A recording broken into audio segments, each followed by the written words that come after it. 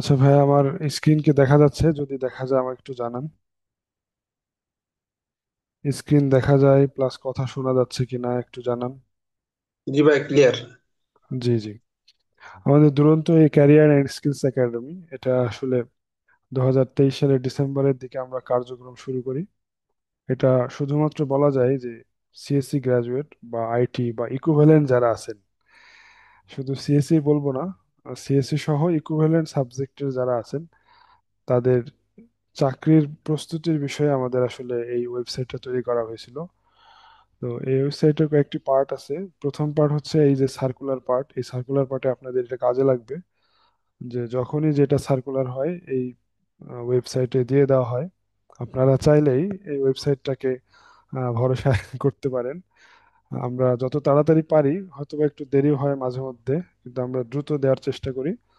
এটা হচ্ছে government job circular, যেগুলো অফিসার পোস্ট সেগুলোর সার্কুলার এখানে দেওয়া থাকে। আর টিচার সার্কুলারের পার্টটা হচ্ছে ডান দিকে এই এই লিঙ্কে দেওয়া থাকে। আর যদি কোনো এমএসসি সার্কুলার হয়, এটা দেওয়া থাকে। অর্থাৎ সার্কুলারের বিষয় আইটি জবের এখানে আপনারা পাবেন। আর নোটিশের ক্ষেত্রে যেটা আছে সেটা হচ্ছে, দেখেন আমি দিয়ে দিচ্ছি যে সিলেবাস, বিসিএস এর সিলেবাস,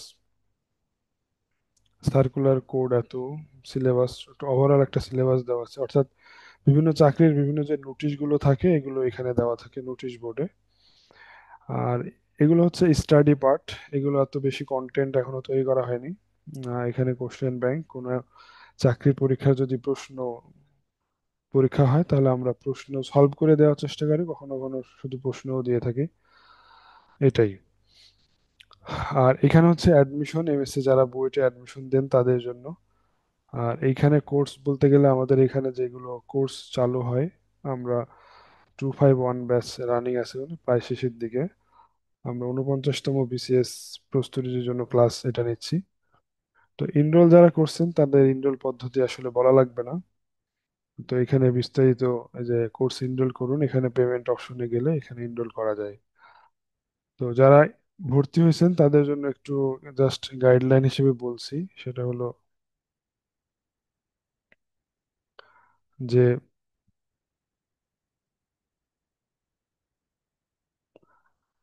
আহ,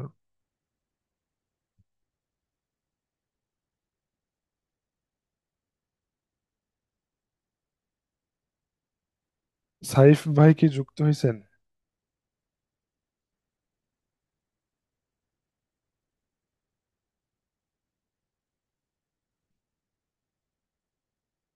সাইফ ভাই কি যুক্ত হয়েছেন? আমার কথা যদি শোনা যায়। আচ্ছা, মনে হয় যুক্ত হয়নি। আমি পরের পার্টটা দেখাচ্ছি।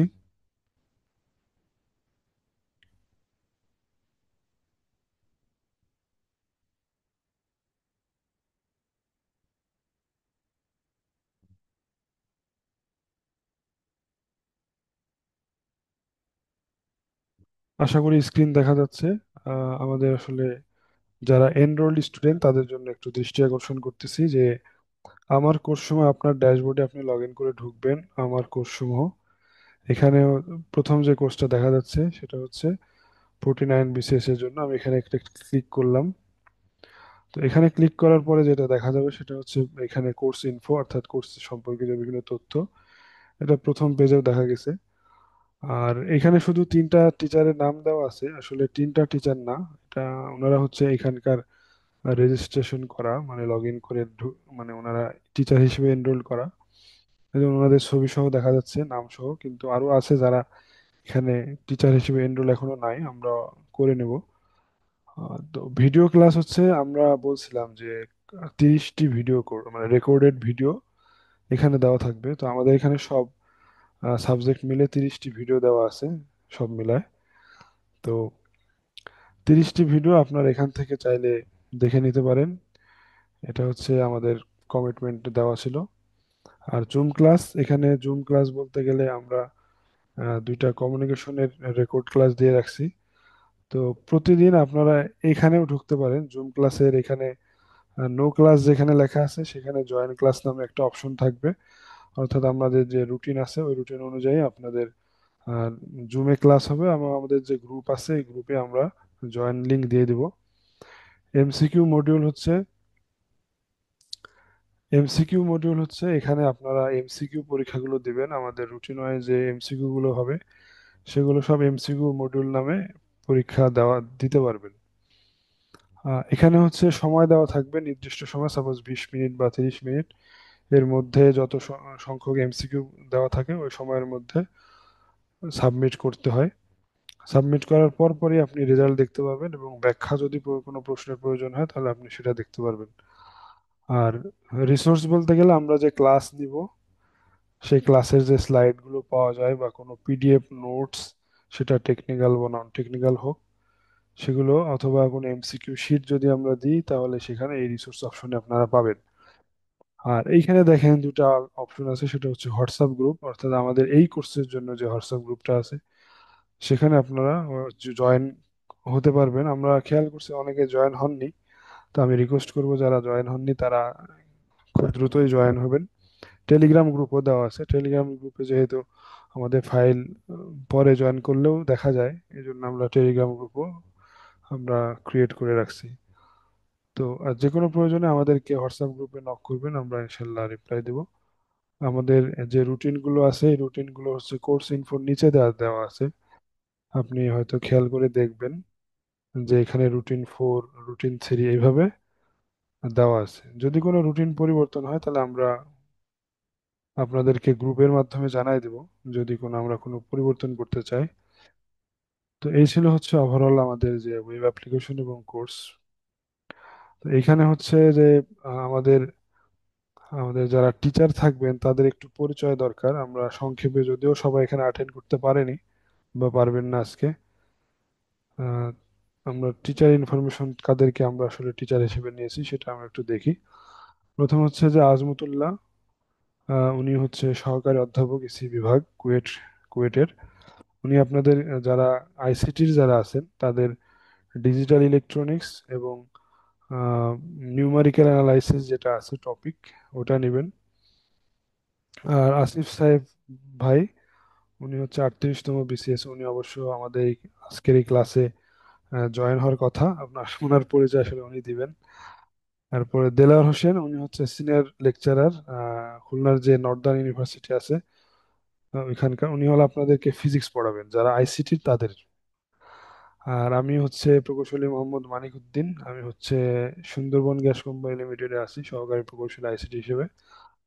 এটা পেট্রো বাংলার একটা gas distribution company, head office হচ্ছে খুলনাতে। তো আমি আপনাদেরকে সফটওয়্যার ইঞ্জিনিয়ারিং, কম্পিউটার আর্কিটেকচার পড়াবো, মাইক্রো প্রসেসর এগুলো পড়াবো, প্রোগ্রামিং এগুলো পড়াবো। আর মোহাম্মদ পিয়াল, উনি হলো অজুবাটিতে আছেন সহকারী প্রকৌশলী আইসিটি হিসেবে, উনি আপনাদেরকে অপারেটিং সিস্টেম এবং নেটওয়ার্কিং, কম্পিউটার সিকিউরিটি নিয়ে পড়াবেন। আর তানিম আহমেদ, উনি হচ্ছে এক্সিকিউটিভ ট্রেনিং সফটওয়্যার, রূপপুর যে পারমাণবিক বিদ্যুৎ কেন্দ্র আছে সেখানে উনি জব করেন। আর উনি আপনাদের কম্পাইলার ডিজাইন, তারপরে digital logic design, artificial intelligence এগুলো পড়াবেন। এরপরে দেলোয়ার শিকদার, উনি হচ্ছে এনডব্লিউ পিজিসিএল এ আছেন সহকারী ব্যবস্থাপক আইসিটি, উনি আপনাদেরকে ডাটা স্ট্রাকচার অ্যালগোরিদম পড়াবেন। হ্যাঁ। আর সালামুন ইসলাম রাব্বি, উনি হচ্ছে বর্তমানে সুপারিশপ্রাপ্ত, এখনো জয়েন করেন নাই, উনি আপনাদের বেসিক ইলেকট্রিক্যালের যে অংশটা আছে সেটা পড়াবেন।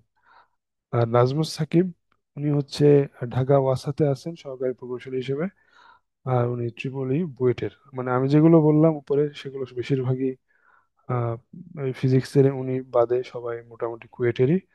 আর নাজমুস সাকিব ভাই উনি হচ্ছে বুয়েটের, উনি আপনাদেরকে কমিউনিকেশন যে টপিক আছে ইসি বা সিএসসি তে যে কমিউনিকেশন পার্ট আছে সবগুলো হচ্ছে উনি আপনাদেরকে ক্লাস নেবেন। তো এই ক্লাসটা হচ্ছে যে থিওরি বেজ হবে না, ওরকম যে আমরা রিটেন কোর্সে যেরকম করাই ওরকম হবে না, এটা হচ্ছে এমসিকিউ বেজ একটা সাবজেক্টের প্রত্যেকটা টপিক ধরে ধরে যেগুলো বেসিক যে বিষয়গুলো আছে না জানলে নয়, এবং একটা স্লাইডে আপনার মনে হয় যে সব টিচাররা চেষ্টা করবে স্লাইডেই সবকিছু পড়ানোর জন্য। ওই স্লাইডটা আসলে আপনারা মনোযোগ দিয়ে ভালোভাবে পড়লে হবে, আশা করি যদি প্রয়োজন হয় তাহলে পিডিএফ নোট বা এমসিকিউ শিট দিয়ে দেওয়া হবে। তো আশা করি আমাদের উম, এইটা বুঝতে পারছেন। আমি যদি আমি একটু বলছি যে আমাদের যিনি গেস্ট সাইফ ভাই কি জয়েন করছেন? হ্যাঁ, আমি জয়েন করেছি। আসিফ সাইফ ভাই। জি জি, জয়েন করেছি। আসসালামু আলাইকুম ভাই, আপনাকে ওয়ালাইকুম আমাদের আসসালাম। এই ওরিয়েন্টেশন প্রোগ্রামে স্বাগত জানাচ্ছি। আপনি আপনার মূল্যবান সময় আমাদেরকে দিছেন। তো আমি ভাইকে আসলে অনুরোধ করব যে আপনি যেহেতু এখানে আমাদের মেইন গেস্ট, আপনি আপনাকে অনুরোধ করব আমাদের যারা জয়েন করছেন, এটা আসলে উন্মুক্ত সবার জন্য। তো আপনার দিক নির্দেশনা, আপনার বিসিএস চাকরি সম্পর্কে প্লাস বিসিএস এর যে প্রিপারেশন, এই টোটাল বিষয় নিয়ে আপনি আমাদেরকে জানাবেন। ধন্যবাদ ভাই। ধন্যবাদ আমাকে সুযোগ করে দেওয়ার জন্য। আপনারা কি সবাই আমাকে শুনতে পাচ্ছেন? জি ভাই, জি, শোনা শুনতে যাচ্ছে। পাচ্ছি। আচ্ছা, ঠিক আছে। আচ্ছা, সবাইকে স্বাগতম। আজকে যেহেতু আপনাদের ওরিয়েন্টেশন ক্লাস, আপনাদেরকে আমি আমার যে জার্নিটা আছে সেটা একটু শেয়ার করতে চাচ্ছি। এবং আপনারা কিভাবে প্রিপারেশন নিলে আসলে বেস্ট প্রিপারেশন হবে। বেস্ট বলে আসলে কিছু নাই, যার যার প্রিপারেশন তার তার কাছে। কিন্তু তারপরেও কিছুটা থাকে যে একটা স্ট্রাকচার যদি আপনি ফলো করেন, যে না কিভাবে আপনি আগাইলে আপনার জন্য সময় যেহেতু খুব কম আছে, সেজন্য আপনাদের জন্য জাস্ট একটা দিক নির্দেশনামূলক কিছু কথা আজকে বলতে আমি উপস্থিত হয়েছি। প্রথমে যদি আমার কথা বলি, আমি আমার পরিচয়টা দিয়ে আগে, যে আমি এখন বর্তমানে 38তম বিসিএস থেকে, যে আপনারা তো মনে হয় সবাই আইসিটি লেকচারার পোস্টের জন্য অ্যাপ্লাই করছেন নাকি? জি। আচ্ছা, যাই হোক, তাহলে আমি সেই আইসিটি পোস্টে আছি এবং আশা করি যে আপনারা মানে অদূর ভবিষ্যতে, যেহেতু স্পেশাল বিসিএস এর বেশি সময় লাগে না, অদূর ভবিষ্যতে আশা করব যে সহকর্মী হিসেবে আপনাদেরকেই পাবো ইনশাল্লাহ, নাকি?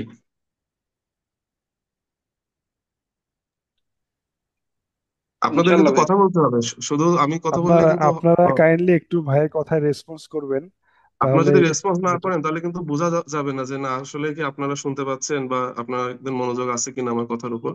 তো আশা করবো যে আপনারা রেসপন্স করবেন। ঠিক আছে যাই ভাই। হোক, তাহলে যেটা যেটা বলতেছিলাম, যে আমরা আশা করি যে, বা আমি আশা করি যে এখানে যেহেতু শুধু মনে হয় আমি আছি আইসিটি 38 বিসিএস, বা আমাদের 38-এর পরে তো আসলে এখনো জয়েন হয়নি। হ্যাঁ, আর আর হচ্ছে কি আপনারা জয়েন করবেন, আর মাঝখানে একটা ছিল 44, মনে হয় 44 বিসিএস এ কিছু আছে আইসিটি পোস্ট। আর এর মাঝখানে আইসিটি পোস্ট থেকে নিয়োগ হয়নি। হ্যাঁ, মানে 38 আমরাই লাস্ট ব্যাচ যারা আমাদের নিয়োগ প্রাপ্ত। আর 44 আছে জার্নিতে। আর আপনারা তো স্পেশাল বিসিএস হলে আপনারা আগে নিয়োগ প্রাপ্ত হবেন, কিন্তু যেহেতু তারা ব্যাচের দিক থেকে সিনিয়র হবে, ওই জন্য আপনারা হয়তো তাদের জুনিয়র হবেন। হ্যাঁ, কিন্তু আপনাদের নিয়োগটা তাদের আগে হয়ে যাবে আর কি। যাই হোক, তো আশা আশা করবো যে আপনারা হয়তো ভবিষ্যৎ কলিগ হবেন ইনশাল্লাহ। তা এই জার্নিতে আমার কথা যদি একটু বলি, যে আমি যেহেতু কুয়েট থেকে পড়াশোনা করছি, আপনারা আমার পরিচয় দেখছেন স্ক্রিনে, তারপরে আবারও বলি যে আমি কুয়েটে ট্রিপলিতে ছিলাম। এইখানে ম্যাক্সিমাম যারা ক্লাস নিবে সবাই দেখলাম যে ট্রিপলি বা সিএসসি, বা মানে ম্যাক্সিমাম কুয়েট কুয়েট থেকে সবাই গ্রাজুয়েট, এবং সবাই বেশ ভালো পজিশনে আছেন আলহামদুলিল্লাহ। সো আমার মনে হয় যে আপনারা মানে যদি থাকেন আমাদের সাথে, অবশ্যই আশাহত হবেন না ইনশাল্লাহ। এবং আপনাদের যে জার্নিটা, এটা হয়তো বেশ স্মুথ হবে যদি এই প্ল্যাটফর্মে আপনারা থাকেন। যাক, আমার কথা যদি একটু বলি, যে আমি কুয়েটে যখন আমি ট্রিপলিতে পড়ছি, আমি কুয়েট 2 কে 11 ব্যাচ। মানে আমার ইন্টার হচ্ছে 2011 সালে, এবং আমাদের ক্লাস শুরু হয় 2012 সালে, এবং শেষ হচ্ছে 2016-তে। তা আমি বিসিএস বলতে গেলে প্রথম বিসিএস পেয়েছিলাম যে 38 বিসিএস, মানে ভালোভাবে প্রিপারেশন নেওয়ার মতন করে। তা তখন আমার একটাই মানে ব্রত ছিল যে ক্যাডার হইতেই হবে আর কি, যে করেই হোক। হ্যাঁ, আমি অন্য কোনো প্রাইভেট চাকরি বা অন্য কোনো চাকরিতে তখন অ্যাপ্লাই করি না, মানে বিসিএস, এই 38 বিসিএস এর আগে 38 আমার প্রথম চাকরি ছিল। এবং আলহামদুলিল্লাহ যে হয়ে গিয়েছি, এবং আমার যেহেতু শিক্ষকতা খুবই পছন্দের একটা পেশা, শিক্ষকতাতে আসতে পেরেছি খুবই আলহামদুলিল্লাহ। এবং আপনারা যারা চয়েস দিয়েছেন, অনেকের হয়তো মনে দোটানা আছে যে আসলে কারণ সবাই তো ইঞ্জিনিয়ার। হ্যাঁ, আপনারাও ইঞ্জিনিয়ার, আমরা যারা 38-এ জয়েন করছি সবাই আমরা ইঞ্জিনিয়ার। আমাদের সাথে আহ, বুয়েট থেকে গ্রাজুয়েট আছে, কুয়েট আছে, রুয়েট আছে, চুয়েট আছে, তারপরে হচ্ছে অন্যান্য ঢাকা ভার্সিটির যারা ট্রিপলি আছে বা সিএসসি বা জাহাঙ্গীরনগর আইআইটি আছে, ম্যাক্সিমামই সবাই হচ্ছে গিয়ে ইঞ্জিনিয়ার অথবা হচ্ছে কি ভালো সাবজেক্ট থেকে সবাই আসছে। তা সবার মনে একটা দোটানা থাকে, কারণ সবাই মানে আমরা যখন জয়েন করছি আসলে আমাদের তো সার্কুলার ছিল 2017 সালে, আর আমাদের জয়েন হইতে হইতে 2021। তা 2021-এর মধ্যে আমি নিজে দুইটা সরকারি ব্যাংকে চাকরি করছি সিনিয়র অফিসার হিসেবে। একটা হচ্ছে কৃষি ব্যাংক আর একটা হচ্ছে গিয়ে জনতা ব্যাংক। তা আমি যখন মানে বিসিএস জয়েন করি তখন জনতা ব্যাংকে চাকরি ছেড়ে দিয়ে জয়েন করতে হয়েছে। তা সবাই বলতে গেলে আমরা প্রায়, তখন তো পোস্ট একটু বেশি ছিল, প্রায় 150-র মতন আমরা জয়েন করি। যদিও পোস্ট আরো বেশি ছিল কিন্তু আমাদের ভাইভাতে অনেকে আউট হয়ে যায় বা অনেকে প্রিলিমিনারি বা রিটেন, যেহেতু আপনাদের একটা সুবিধা আছে যে আপনাদের রিটেনটা নাই। হ্যাঁ, এটা কিন্তু অনেক বড় একটা সুবিধা, কারণ রিটেনে কিন্তু আমাদের ম্যাক্সিমাম বাদ পড়ে গিয়েছিল রিটেনে, মানে পিলি হয়তো 255 বেশি ছিল অনেক, কিন্তু রিটেনে অনেকে বাদ পড়ে গিয়েছে। আমি নিজেও হয়তো রিটেনে ওইভাবে ভালো নাম্বার তুলতে পারিনি, তুললে হয়তো আরো পজিশনটা ভালো আসতো, মানে আমি আমার সাবজেক্টের কথা বলতেছি। সেইখানে মানে ওই রিটার্নটা কিন্তু বেশ কঠিন হয়, কারণ যেহেতু 4 বছরে আপনি যা পড়ছেন সেই সব কিছুই সামারাইজ করে হচ্ছে আপনার পরীক্ষা দিতে হয়। এবং ধরেন খুব বেশি টাইম পাওয়া যায় না, মানে ধরেন আপনার জেনারেল যে পার্টের যে রিটেন 900 মার্ক, আর আমার সাবজেক্টের যে রিটেন 200 মার্ক, এর মধ্যে গ্যাপটা খুবই কম থাকে। ওই জন্য ধরেন আপনি সুন্দর প্রিপারেশন নিয়ে ভালোভাবে পড়ে ওইটাতে ভালো করা, এটা কিন্তু বেশ 49-এ কত টার্গেট করে পড়া উচিত। আসলে দেখেন, এই আমরা নর্মালি, আমি কিন্তু মানে বিসিএস এ বিভিন্ন কোচিং সেন্টারে ক্লাস নিই বা আমার নিজেরও ব্যাচ আছে, কিন্তু ওইভাবে আমরা কখনোই বলি না যে হ্যাঁ, যে টার্গেট কত নিবেন। একজন কমেন্ট করছে, ওইখান থেকে শুধু বলতেছি যে টার্গেট আসলে ওইভাবে করা উচিত না। টার্গেট করা উচিত যে আপনি আপনার বেস্টটা দিবেন, আপনি আপনার বেস্ট পরীক্ষাটা দিবেন। এখানে আপনি আপনাকে ছাড়াই যাইতে হবে, এটা হচ্ছে কথা। আপনি এখন যেখানে আছেন মানে আগামী 2 মাসে আপনি আপনার নিজেকে ছাড়াই যেতে পারবেন কি করে, এটা আপনার টার্গেট নিতে হবে। এবং তার জন্য আপনাকে সর্বোচ্চ চেষ্টা করতে হবে। এবং পরীক্ষায় আপনি যত বেশি পান তত হচ্ছে আপনার জন্য আপনি সেফ জোনে চলে যাবেন। কারণ আমাদের কিন্তু এখানে ব্যাপার স্যাপার আছে, যেমন ধরেন আপনার এই যে এমসিকিউ পরীক্ষাটা হবে, এমসিকিউ পরীক্ষা কিন্তু 100 হচ্ছে জেনারেল আর 100 হচ্ছে আপনার নিজের সাবজেক্টে। এখন এই নিজের সাবজেক্টে আপনি পরীক্ষা দিবেন কাদের সাথে? সবাই কিন্তু এখানে যে আপনার যে আইসিটি যারা লেকচারার পোস্টে জয়েন মানে জয়েন করবে বা পরীক্ষা দিবে, সবাই কিন্তু হয় বুয়েট, কুয়েট, রুয়েট, চুয়েটে, ট্রিপলি, সিএসসি বা ইসি আছে, তারপর আইসিটি যারা সাবজেক্ট পড়ছে, তা সবাই কিন্তু মোটামুটি ভালো স্টুডেন্ট, কেউ কিন্তু মানে 19-20।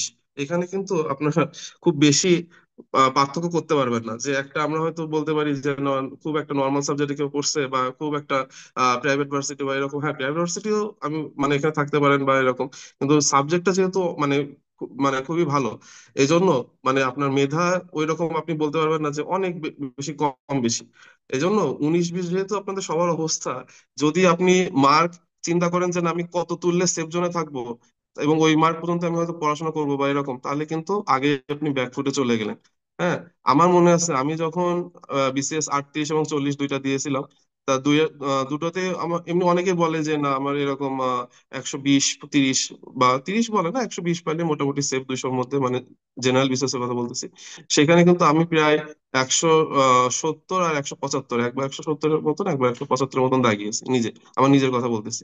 তো এই কনফিডেন্সটা কোথা থেকে পেয়েছি? কারণ প্রথমবার যখন আমি দাগাই 200টা, তার মধ্যে ম্যাক্সিমামই আমার মানে 130+, 140+ মতন হচ্ছে আমার আহ মানে জানা, যে সবই মানে একদম 100% কারেক্ট হবে। তো এখন 140টা যদি জানা থাকে আর বাকি 30টা, ওইটা কিন্তু আন্দাজে দাগানো যায়, আন্দাজে আসলে না, মানে আপনার পড়া যদি থাকে তখন আপনি নিজেই বুঝতে পারবেন যে কোনটা হয়তো বাদ যাবে, এরকম বাদ দিতে দিতে 3টা অপশন যদি বাদ দিতে পারেন তাহলেই তো হয়ে গেল। এইভাবে ধরেন 170-75টা দাগিয়েছে এবং দুটাতে কিন্তু আমার প্রিলিমিনারিতে হয়েছে। সো ওই সেফ জোনের কথা চিন্তা করবেন না, চিন্তা করবেন যে আপনার বেস্ট টা আপনি এখন ট্রাই করবেন এবং বেস্ট আপনি দিবেন। এবং বেস্ট দিলে আপনার রেজাল্ট বেস্ট কি হইতে পারে সেটা নিয়ে হচ্ছে আপনার টার্গেট থাকবে। আপনার কখনো টার্গেট এটা থাকা উচিত না যে সেফ মার্ক 120 হবে তাহলে আমি 125টা 130টা দাগাবো, কারণ আপনার 25টা 30টা দাগালে কিন্তু 5-10টা অটোমেটিক ভুল হয়ে যাবে। আপনি ভাবছেন যে না, আমার ঠিক করছি, কিন্তু ভুলও হয়ে যেতে পারে। ওই জন্য আপনি চলে যাবেন হচ্ছে মানে আপনাকে উঠতে হবে ঈগলের মতো। ঈগলের কাহিনী তো মানে আমরা সবাই জানি নাকি? অনেকক্ষণ আমি অনেক বক বক করলাম, আপনাদের কথা শুনি। ঈগলের কাহিনী কি জানেন আপনারা কেউ? কয়জন আছেন? 47 জন। না ভাইয়া, জানি না। ঈগলের কাহিনী জানেন না? আচ্ছা, তাহলে বলি। ঈগল আর নর্মাল পাখির মধ্যে পার্থক্য হচ্ছে যখন, আমাকে কি দেখা যাচ্ছে? হ্যালো? না, এখন দেখতেছি না। শোনা যাচ্ছে? কথা শোনা যাচ্ছে, দেখা যাচ্ছে না। দেখা যাচ্ছে না, তাই তো? আচ্ছা, সমস্যা হয়েছে আমার ফোনে, আবার একটু টাচে প্রবলেম হয়েছে, তো আমি ঠিকঠাক মতো কাজ করতে পারতেছি না। আচ্ছা, আমরা গল্পে যাই, আমাদের দেখা অত জরুরি না। ঈগলের যে মানে ঈগল আর অন্য পাখির মধ্যে যে এটা হয় যে যখন ঝড় আসে, তখন ঈগল কি করে, ঈগল করে কি যে ওই ঝড়কে অতিক্রম করে ওর উপরে চলে যায়, এবং সে উপরে দাঁড়ায় দাঁড়ায় ঝড়টা মানে কি বলা যায় উপভোগ করে, যেখানে অন্যান্য পাখির আশ্রয় খুঁজে, তখন ঈগল এই কাহিনীটা ঘটায়। তা আমাদের যদি এরকম আমরা করতে পারি যে না, আমাদের সেফ জোন দরকার না, আমি 150 প্লাস পাই, আমি 160 প্লাস পাই, 70 প্লাস পাই, সমস্যা কি? যদিও এখানে এরকম কিছু নাই যে না আপনার এখানে মানে ফার্স্ট হইলে আপনার কোনো পুরস্কার আছে বা কিছু, কিন্তু আপনি যদি সেফ জোন চিন্তাই করেন, তাহলে আপনার টার্গেট নিতে হবে যে আপনি 150 160 আমি উঠাই ফেলবো, তারপরে কথা পরে যে না কি হবে না হবে। এবং সেইটা যদি আপনার না হয়, তাহলে আপনি কখনোই এই স্পেশাল বলেন আর জেনারেল বলেন, যে আপনার মধ্যে যদি এরকম কনফিডেন্স না আসে, কখনো আপনি টার্গেট কি করতে পারবেন না যে না আমি মানে আমার হবেই, হ্যাঁ পিলি আমি পরীক্ষা দিব এবং আমার হবেই, এটা যদি টার্গেট করতে চান, তাহলে অবশ্যই অবশ্যই আপনাকে প্রথম টার্গেটটা নিতে হবে যে না আমার বেস্টটা দিব, এবং সেখানে আমার এমন একটা জোনে আমি চলে যাব যেই জোনে হয়তো টপ 10% যাইতে পারবে বা টপ 5% যাইতে পারবে, কারণ আপনারা জানেনই যে অনেক পরীক্ষার্থী সেখান থেকে কিন্তু আপনার মানে কি সিলেক্ট হবে অনেক কম। সো ওইভাবে যদি আপনি নিজের মেন্টালিটি গুছাই না নিতে পারেন, তাহলে কিন্তু সমস্যা। যাই হোক, এটা গেল একটা ব্যাপার। আর যেটা বলতেছিলাম যে আমার যে এখনো দেখা যাচ্ছে না, তাই না?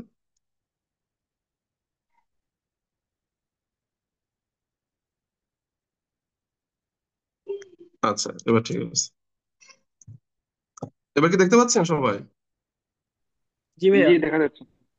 আচ্ছা আচ্ছা, যাক, তাহলে আমরা যে কথায় ছিলাম কথাতে চলে যাই, যে আমার যে জার্নিটার কথা যদি বলি, তাহলে আমার জার্নিটা ওই রকমই ছিল যে বিসিএস একটা বড় সমস্যা সেটা কি যে অনেক সময় লাগে।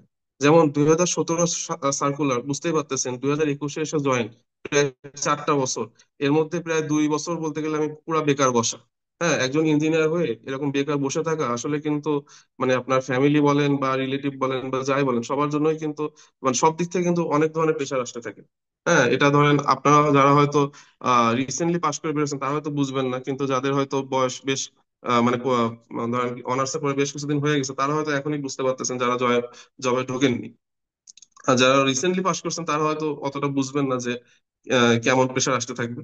হ্যাঁ, তাহলে এইটা অনেক ভালো হয় যদি কিনা আপনি এই স্পেশাল বিসিএস অন্তত একটা জব সিকিউর করে ফেলতে পারেন।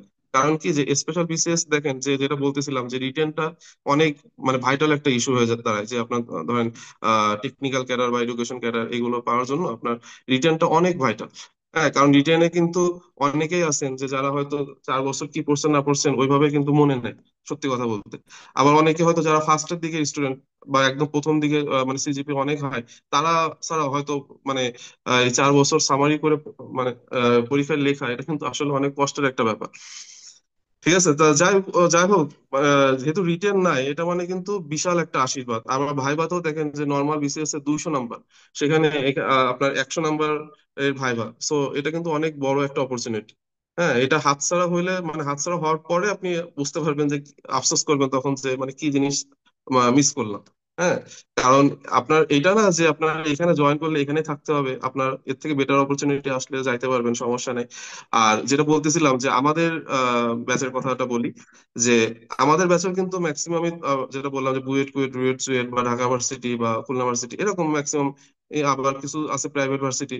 হ্যাঁ, সবাই ভালো ভালো সাবজেক্ট থেকে আসছি, এবং সবাই কিন্তু মানে যেহেতু 4 বছরের জার্নি, আপনাদের তো এটা কম সময়ের মধ্যে হয়ে যাবে, কিন্তু আমাদেরটা তো পুরো 4 বছর, যেহেতু জেনারেল বিসিএস ছিল। সো 4 বছরের জার্নি, এবং সবাই ধরেন ভালো ভালো পোস্টে ঢুকে গেছি। কেউ একজন ছিলেন বাংলাদেশ ব্যাংকের এডি পোস্টে, সিনিয়র অফিসার বিভিন্ন সরকারি ব্যাংক, এটা তো মানে ম্যাক্সিমামই অনেকেই ছিলেন সিনিয়র অফিসার বিভিন্ন সরকারি ব্যাংকের, আমি নিজেও ছিলাম। তো এইগুলা ছেড়ে আসলে বিসিএস আইসিটি ক্যাডারে ঢুকবো কিনা এটা নিয়ে আমাদের মধ্যে বেশ কনফিউশন ছিল। হ্যাঁ, এবং আমরা যখন জয়েন হয়, জয়েনের প্রায় 1 সপ্তাহ মতন আগে, মানে তখনও সবাই চাকরি ছাড়েনি, তা এক সপ্তাহ মতন আগে আমরা গাজীপুরের একটা রিসোর্টে সবাই মিলে একটা মিটিং মতন আয়োজন করি। সেইখানে আমরা মানে বলি যে না, আমাদের আইসিটি ক্যারিয়ারে যদি ঢুকি তাহলে তার ভবিষ্যৎ কি, বা এটার সম্ভাবনা, বা এটার পজিটিভ সাইড গুলো কি কি হইতে পারে, আর আমরা যে জবগুলোতে আছি এটা যদি আমি এখন ছাড়ি, হ্যাঁ, তাহলে আমাদেরকে পরবর্তীতে এটা নিয়ে রিগ্রেট করতে হবে কিনা, এই নিয়ে একটা মানে বেশ আমাদের মধ্যে বলা যায় যে দর কষাকষি হয়, যে অনেকে ভাবে কি যে না, আইসিটি তে জয়েন না করে আমি আমার জবেই থাকবো, এরকম। যাই হোক, তাহলে সেইখানে আমাদের অনেক পজিটিভ সাইড বের হয়ে আসে, এবং যেগুলো বের হয়ে আসেনি সেইগুলো এখন আমরা যেহেতু প্রায় আমাদের 21 সালে জয়নিং, তার মানে বুঝতে পারতেছেন 5 বছর হতে যাচ্ছে, প্রায় 5 বছরের কাছাকাছি সময়। সেই পজিটিভ সাইড গুলো এখন আমাদের হচ্ছে গিয়ে আমরা সেগুলো দেখতে পাচ্ছি। উম যেমন যদি বলি যে সাপোজ আপনি যে কোনো জবে যান না কেন, আপনি দুপুর 2টার সময় ফ্রি হতে পারবেন না, কিন্তু শিক্ষা ক্যাডারে এই সুবিধাটা আছে। হ্যাঁ, শুধু আইসিটি ক্যাডার বলে বলতেছি না, যে কোনো শিক্ষা ক্যাডারে আপনার দেখা যাবে যে দুপুর 2টার পরে, হ্যাঁ, আপনার সেরকম আসলে কাজ থাকবে না কলেজে। যেহেতু আমাদের কলেজে ম্যাক্সিমাম পোস্টিং হয়, যদি আমাদের বেশ কয়েকজন মন্ত্রণালয় পোস্টিং নিয়েছে। আচ্ছা, এখানে কিন্তু অনেকের একটা ভুল ধারণা থাকে যে আপনি সাপোজ শিক্ষা ক্যাডার মানে শুধু হয়তো আপনার সরকারি কলেজে পোস্টিং হবে, ব্যাপারটা কিন্তু সেরকম না। হ্যাঁ, আমাদের মাধ্যমিক ও উচ্চশিক্ষা অধিদপ্তর আছে, মাউসি। মাউসিতে আপনার ডিরেক্ট পোস্টিং হতে পারে, আপনার শিক্ষা মন্ত্রণালয়ের যে কোনো পোস্ট। আপনি যদি পেশন আছে, আমাদের লিয়েন আছে, তা পেশনে লিয়েনে আপনি যে কোনো পোস্টে যদি আপনি, যদিও এখানে আপনার বিভিন্ন ধরা করা দরকার হয়, বা আপনার বিভিন্ন লিঙ্ক লবিং থাকা লাগে, কিন্তু তারপরেও কিন্তু আমাদের অনেক স্যারই কিন্তু আছে, যে বিশেষ করে যারা সিনিয়র একটু, হ্যাঁ, প্রভাষক লেভেলে এটা কম, কিন্তু সিনিয়র ধরেন আপনি অধ্যাপক হয়ে যাওয়ার পরে বা সহযোগী অধ্যাপক হওয়ার পরে এগুলা আপনি কিন্তু যাইতে পারবেন বিভিন্ন মন্ত্রণালয়ে, আপনি ধরেন পেছনে যাইতে পারবেন।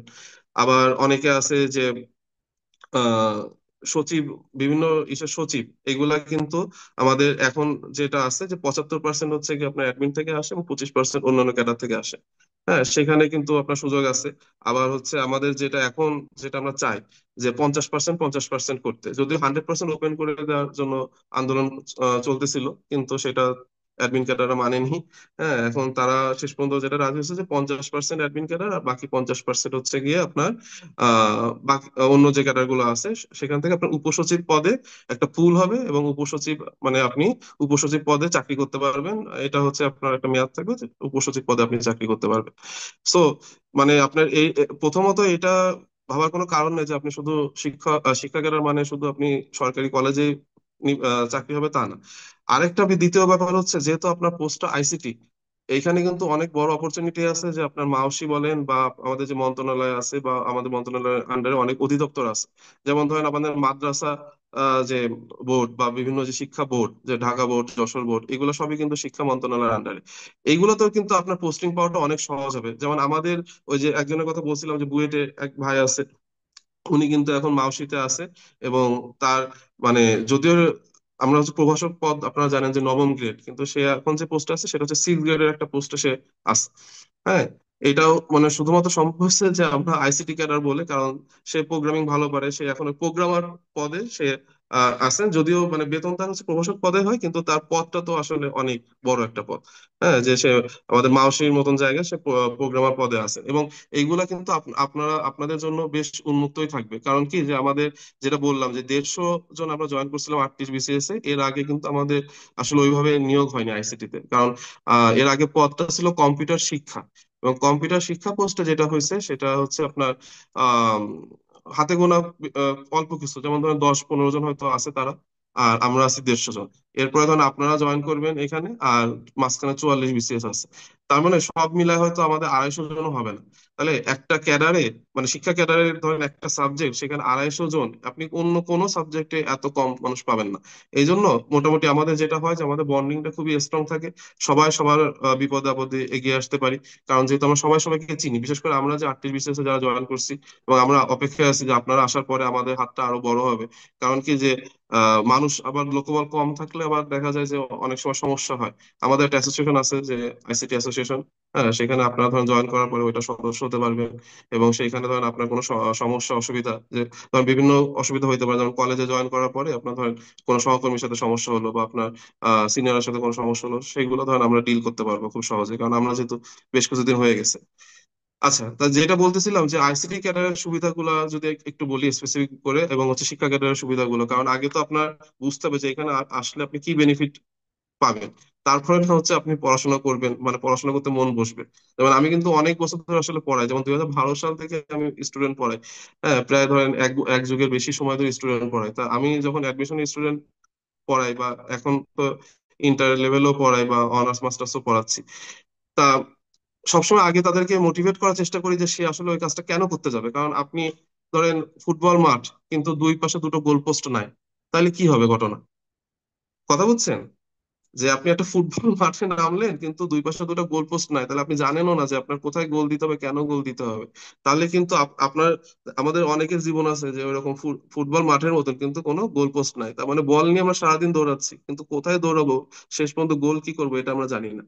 এজন্য যদি আপনারা যদি আগে থেকে যদি আহ নিজেদেরকে প্রিপেয়ার করে নেন, যে মেন্টালি ভাবে যে না, আমি শিক্ষা ক্যাডার আইসিটি এটা হবই, এবং এটা হইলে আমার সুবিধা কি সেগুলো যদি আমার জানা থাকে, তাহলে কিন্তু আপনার মানে পড়তে আরো আগ্রহ জন্মাবে। এখন হয়তো অনেকে ভালোভাবে শুরু করেননি, যখন বুঝবেন যে না এই জবে মানে কেমন শান্তি। হ্যাঁ, আমি যখন ওই বিসিএস প্রিপারেশন শুরু করি, তখন এরকম একটা দেখছিলাম যে অ্যাডমিন ক্যাডার বলছে কি যে জৌলুস আছে অনেক। হ্যাঁ, জৌলুস আছে, এবং জৌলুসের পিছনে মানে শান্তি 45-40 পদ আছে। আচ্ছা আচ্ছা, সরি সরি, তাহলে আমার ওই 44টা বলা ভুল হচ্ছে বারবার। 44টা না, 44তম না, আসলে 45তমতে হচ্ছে আমাদের আহ কয়টা পদ বললেন? তো চলে গেল। 40টি পদ আছে, 40টি, আর হচ্ছে 49 মনে হয় 25টি নাকি? ভাই জি ভাইয়া, 25টি 25টি। পদ আছে। 49টা 25টি, তাহলে দেখেন যে 25 আর ওইদিকে হচ্ছে কি আমাদের 40, তার মানে 65। আর এইদিকে হচ্ছে আমরা ধরেন আগে ধরলাম 15, তাহলে কত হলো 80। আর এইদিকে ধরেন আমরা 150, তার মানে 230। তার মানে আমি যেটা বলছিলাম যে 250 জন, 250 জনও দেখেন হচ্ছে না। তার তার মানে 49 বিসিএস পর্যন্ত এসে আপনি 230 জন আহ সহকর্মী পাচ্ছেন আপনার সাবজেক্টে। এবং এটা কিন্তু অনেক, মানে একদিকে অনেক ব্লেজিং। হ্যাঁ, মানে ব্লেজিংটাই বেশি, মানে আশীর্বাদটা আপনার বেশি। কেন আশীর্বাদ বলতেছি? কারণ ধরুন আমাদের কলেজ আছে 230টার আরো বেশি, সরকারি কলেজই আছে আপনার 230টার বেশি। যেমন ধরুন আমি যদি এখন ঢাকায় পোস্টিং নেওয়ার আমার ইচ্ছা থাকতো, ঢাকায় কিন্তু এখন বেশ বেশ মানে ম্যাক্সিমাম কলেজে কিন্তু আপনার পোস্ট ফাঁকা আছে। বা 47-এ নাকি 50টি থাকবে। আচ্ছা আচ্ছা, 47-এ যদি 50টা থাকে, তাহলে সেটা আপনার সাথে এটার সাথে যোগ হবে, তাহলে আপনার হবে 280। 280 হলেও আমাদের মানে আপনার কলেজ আরো বেশি আছে। হ্যাঁ, যে আপনার যে পদ, মানে সবগুলো পদ যদি আমি মিলাই, তারপরেও আমাদের কলেজের সংখ্যা আরো বেশি। এবং এটা থাকার সুবিধা কি, যে আমি ধরেন শূন্য পদে যে কোনো জায়গায় আমি যাইতে পারছি। যেমন ধরেন আমার খুলনাতে সবকিছু, আমার খুলনাতে জন্ম, খুলনা জেলা স্কুলে পড়ছি, সিটি কলেজে পড়ছি, কুয়েটে পড়ছি, তারপরেও আমি খুলনাতেই মানে প্রথম পোস্টিংটা পেয়েছি। এটা মানে সবচেয়ে বড় কারণ হচ্ছে আমি যে আইসিটি ক্যাডার বলে। হ্যাঁ, আমি যদি এখন অন্য অন্য কোনো সাবজেক্টের হতাম, যেমন ধরেন আমার ইসলাম শিক্ষা বা ইসলামের ইতিহাস এরকম সাবজেক্ট হলে, আমি কখনোই কিন্তু প্রথম পোস্টিং খুলনায় পেতাম না। হ্যাঁ, পেতাম হয়তো 3 বছর 4 বছর যাওয়ার পরে, হয়তো লবিং করতে হতো, অনেক ঝামেলা দৌড়াদৌড়ি করতে হতো, তারপরে হয়তো পেতাম। কিন্তু প্রথম পোস্টিং ধরেন আপনার নিজ শহরে বা নিজ জেলায় পাওয়া, এটা কিন্তু আসলে অনেক টাফ। হ্যাঁ, যেমন আপনার অ্যাডমিন ক্যাডার, পুলিশ ক্যাডার, এটা তো দেয়ই না, মানে সারা জীবনে কখনোই দেয় না। কিন্তু শিক্ষা ক্যাডারে আপনাকে দিবে, কিন্তু দিবে কখন? যখন দেখবে যে না, আপনার নিজ জেলায় পোস্টিং ফাঁকা আছে, তখন দিবে। হ্যাঁ, তা অন্যান্য সাবজেক্টে গেলে তো আপনার ধরেন প্রত্যেক সাবজেক্টে আপনি অন্যান্য কলেজে যদি যান, দুজন একজন করে মিনিমাম আছে। হ্যাঁ, সেখানে আইসিটি এমন একটা সাবজেক্ট, বিশেষ করে আপনারা যখন জয়েন করবেন তখনও কিন্তু অনেক পোস্ট ফাঁকা। ধরেন আপনারা যখন জয়েন করতেছেন তখনও 49 জয়েন করতেছে না।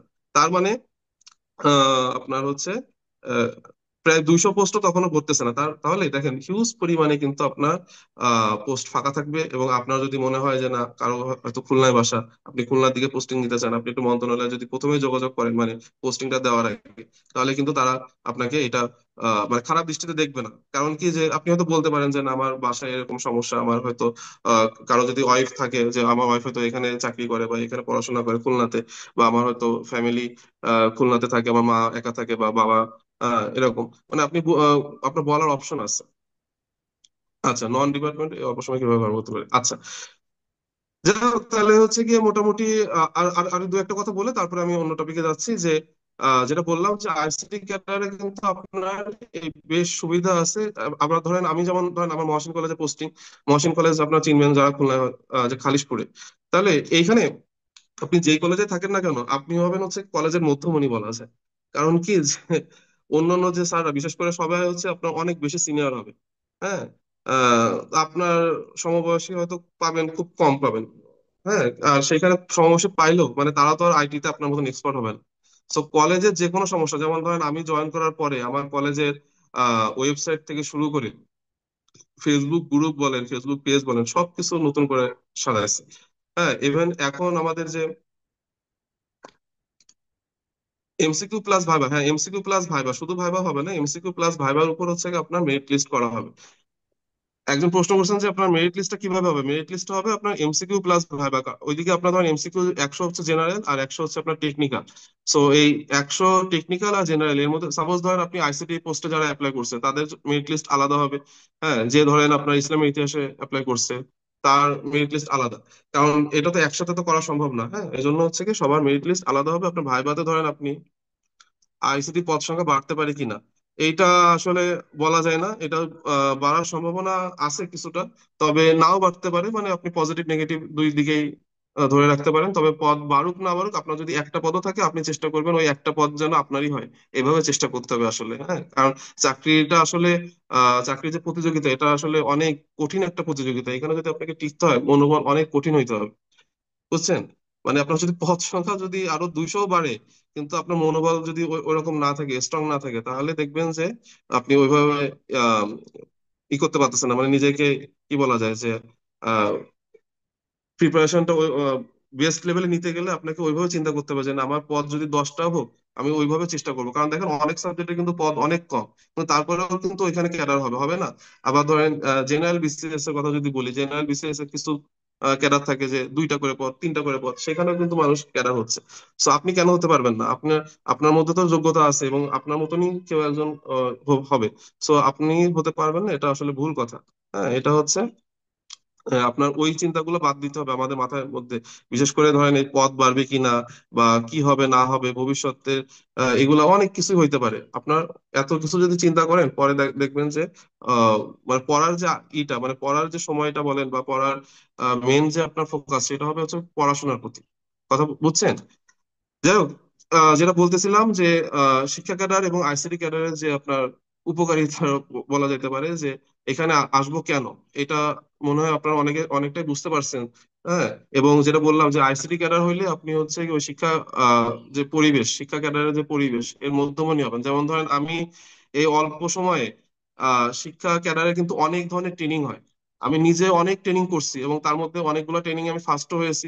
যেমন ধরেন আমাদের ফাউন্ডেশন ট্রেনিং হয় 4 মাসে। হ্যাঁ, সে 4 মাসের ট্রেনিং আমি ফার্স্ট হয়েছি। তারপরে বিভিন্ন আইসিটি রিলেটেড ট্রেনিং হয় যেখানে ধরেন হয়তো আইসিটিরই আর 10 জন থাকলো আর হয়তো অন্যান্য সাবজেক্টের 90 জন থাকলো, তো 100 জনের মধ্যে ধরেন আপনার ফার্স্ট হওয়ার সম্ভাবনা অনেক বেশি বা প্রথম 10-এর মধ্যে থাকার সম্ভাবনা অনেক বেশি। হ্যাঁ, তাহলে এই ট্রেনিং গুলোতে ধরেন আমার মেরিট পজিশন সবসময় 1 থেকে 5 এরকম ছিল। এবং আহ এই 1 থেকে 5-এর মধ্যে থাকার জন্য যে সুবিধাটা হয়েছে, আমি নিজে কিন্তু এখন অনেক জায়গাতে ট্রেনিং দিই। এবং একটা জিনিস আপনারা জানেন কিনা যে এই ট্রেনিং দেওয়া এবং নেওয়া এখানে কিন্তু আপনার আর্থিক ব্যাপার স্যাপার আছে। যেমন অনেকে হয়তো ভাবতে পারেন যে সরকারি চাকরিতে আসবো বা বেসরকারি চাকরি হয়তো অনেকে করেন, হয়তো ভালো স্যালারি, কিন্তু সরকারি চাকরির স্যালারি তো এখন আলহামদুলিল্লাহ ভালো। আর তার চেয়ে বড় কথা যে আপনি কিন্তু এখান থেকে অনেক মানে এক্সট্রা ইনকাম আপনার আছে। অনেকে ভাবতে পারেন যে শুধু মনে টিউশনই করাইতে হবে বা আচ্ছা আচ্ছা, ঠিক আছে, ডিপার্টমেন্ট এমসিকিউ, আচ্ছা বলবো, এগুলো নিয়ে বলবো। তা আচ্ছা যেটা একটু ভাই, শেষ করি এই আমি একটু কথাটা। রিকোয়েস্ট করি, জি। যারা আচ্ছা স্যার, পার্টিসিপেন্ট কয়টা আছে, পর্যন্ত, কয়টা পর্যন্ত আমার তো যারা মনেও নেই। পার্টিসিপেন্ট যারা আছেন তারা, জি জি। আমার মনে হয় যে প্রশ্নটা পরে করি, আগে বড় ভাইয়ের কথা শুনি। আমার আচ্ছা, বড় আমি ভাই কয়টা যখন পর্যন্ত কথা কথা বলতে পারবো? এটা আপনি, সমস্যা নাই। আর পার্টিসিপেন্টরা যতক্ষণ থাকে, আহ, না, পার্টিসিপেন্ট মানে বিরক্ত আমাদের, হয়ে চলে না যায় আবার। না, আমার রিকোয়েস্ট হচ্ছে যে ভাইয়ের কথা শেষ হবে, এরপরে যদি পার্টিসিপেন্টরা প্রশ্ন করে তাহলে সিকোয়েন্সিয়ালি হইতে থাকবে কথা, হ্যাঁ নাহলে হ্যাঁ ব্রেক হ্যাঁ, হয়ে তাহলে গেলে আমি আবার একটা কথা। পর্যায়ে মানে ধারাবাহিকতা রাখতে পারবো আর কি, সুবিধা হয় একটু। হ্যাঁ, আমি হয়তো আর 5-10 মিনিটই কথা বলবো, তারপরে আপনাদের প্রশ্ন নিব। ঠিক আছে? তাহলে এখন প্রশ্নটা আপাতত বন্ধ রাখলে ভালো হয়। যাই হোক, তাহলে যেটা বলতেছিলাম যে ট্রেনিং এর কথা, এখানে আপনি ধরেন যেমন আমি একটা লাস্ট একটা ট্রেনিং করিয়েছি, সেটা হচ্ছে কি কমার্স কলেজে আমি 2 দিন গিয়েছিলাম এবং হচ্ছে বিএল কলেজে 2 দিন। এক একটা সেশনে আমাকে মানে 5,000 টাকা অনারিয়াম দিয়েছে, এবং সে 5,000 টাকার মধ্যে ধরেন আপনার ভ্যাট কাটবে 10%, তার মানে আপনি 4,500 টাকা করে, এবং সেই সেশনগুলো আপনার 1.5 ঘন্টা। তার মানে ধরেন আমি পরপর 4টা সেশন নিয়েছি, তাহলে বুঝতে পারতেছেন যে মানে ওই একদিনে আমার কি পরিমাণে ইনকাম হয়েছে। এটা বললাম একটা ট্রেনিং এর কথা। এরকম ট্রেনিং ধরেন আপনি বিভিন্ন কলেজে দিতে যাইতে পারবেন, আবার হচ্ছে কি মাউসি এই ট্রেনিং গুলোর আয়োজন করে, সেখানে আপনি ট্রেনিং, মানে আপনি ট্রেনিং তো নিবেন প্রথমে, এবং নিয়ে যদি ভালো রেজাল্ট করেন আপনি ট্রেনিং দিতে পারবেন, কারণ যেহেতু আপনি আইসিটি এক্সপার্ট, এটা সবাই জানে। হ্যাঁ, আপনি ধরেন আপনি প্রোগ্রামিং এ ভালো, এটা সবাই জানে। সো মানুষ যখন প্রোগ্রামিং একটা কোর্স লঞ্চ করবে, যেমন ধরেন আপনার যেহেতু আমাদের আইসিটি বই যদি আপনি দেখেন, দেখবেন যে পঞ্চম অধ্যায়ে সি প্রোগ্রামিং আছে। সো সি প্রোগ্রামিং ধরেন আপনি আপনার বিভিন্ন বেসরকারি কলেজের শিক্ষকদের শেখানো লাগে। যেমন আমি এই এইচএসটি এর নাম শুনছেন মনে হয় আপনারা, যে higher secondary teachers training institute, হ্যাঁ, খুলনা। এটা হচ্ছে কুয়েটের পাশে। কুয়েটে কেউ যদি থাকেন তাহলে হচ্ছে কি আপনারা চিনেন এটা, যে কুয়েটের পিছনে ওইখানে কিন্তু আপনার আহ সরকারি এবং বেসরকারি টিচারদের ট্রেনিং হয়, বিশেষ করে আইটির উপর অনেক ট্রেনিং হয়। এবং ওর পাশেই আছে যে মানে একই বাউন্ডারির মধ্যে আছে যে টিচার্স ট্রেনিং কলেজ, টিটিসি। আমি দুইটাতেই আমার ট্রেনিং নেওয়ার সুযোগ হয়েছে, এবং সেখানে কিন্তু আপনার বেশ ভালো একটা অনারিয়াম আছে। হ্যাঁ, এইগুলা কিন্তু অনেকে হয়তো, মানে যারা আপনি যদি অন্য জায়গায় মানে করতে যান, তাহলে হয়তো এগুলো বলবে না, কারণ তারা নিজেরাই তো আসলে সুযোগটা পায় না। কারণ অন্যান্য মানে অন্যরাও বলবে না বলতে আমি বোঝাচ্ছি যে শিক্ষকেরা যে অন্য সাবজেক্টে যারা আছেন তাদের কথা বলতেছে। কারণ তারা তো নিজেরাই এখনো ধরেন ওই ট্রেনিং দেওয়ার মতন কেউ নাই। হ্যাঁ, যেমন আমার কলেজে আমরা যে কজন আছি তার মধ্যে আমি একাই আছি যে আমি হচ্ছে ট্রেনিং নিতে চাই, এবং আমার অন্যান্য কলিগরা কিন্তু আমাকে এ নিয়ে একটু ঈর্ষাও করে, মনে মনেও করে, আবার সামনাসামনিও করে। হ্যাঁ, তা এই সুবিধাটা আপনি পাবেন যদি কিনা আপনি আইসিডি তে জয়েন করেন। হ্যাঁ, যে ট্রেনিং দেওয়ার ব্যাপারটা, ট্রেনিং নিতে তো পারবেনই, মানে এই যে সামনেও আমি একটা ট্রেনিং নিতে যাব, প্রায় হচ্ছে কি আপনার 30 দিন, মানে 1 মাসের মতন একটা ট্রেনিং। হ্যাঁ, সেখানেও কিন্তু আপনার ভালো অনারিয়াম আছে। যাই হোক, তাহলে এটা তো ট্রেনিং এর কথা গেল। এবার ধরেন অনেকে ভাবতে পারেন যে আমি টিউশনই করাবো, আপনি ব্যাচ যদি করান আলহামদুলিল্লাহ, ব্যাচ করালেও সেটা তো সরকারের দিক থেকে কোনো সমস্যা নেই, যদি না আপনি মানে আপনার ইথিক্স ঠিক রেখে করাইতে পারেন। আবার হচ্ছে আপনি ধরেন পরীক্ষা খাতা দেখা, যেমন আপনারা জানেন কিনা যে অনার্স যেসব কলেজে অনার্স আছে, ম্যাক্সিমাম কলেজে মানে সরকারি কলেজে ম্যাক্সিমাম কিন্তু অনার্স আছে। এখন অনার্সে মানে এখনই কিন্তু মানে এটা চলমান আছে, সেটা হচ্ছে যে অনার্স সেকেন্ড ইয়ারে আপনার আইসিটি একটা কোর্স আছে। হ্যাঁ, এবং আইসিটি কোর্স আছে, এবং ওই অনার্স এর ক্লাসটা কিন্তু আপনিই নিবেন, যেহেতু আপনি আইসিটি স্যার, আপনি অনার্স এর ক্লাসটা নিবেন। আবার ওইখানে খাতা দেখা বাবদ আপনি একটা সম্মানী পাবেন, ক্লাস নেওয়ার জন্য একটা সম্মানী পাবেন। তারপরে আহ মোটামুটি বেশ ভালো একটা সম্মানী সেটা।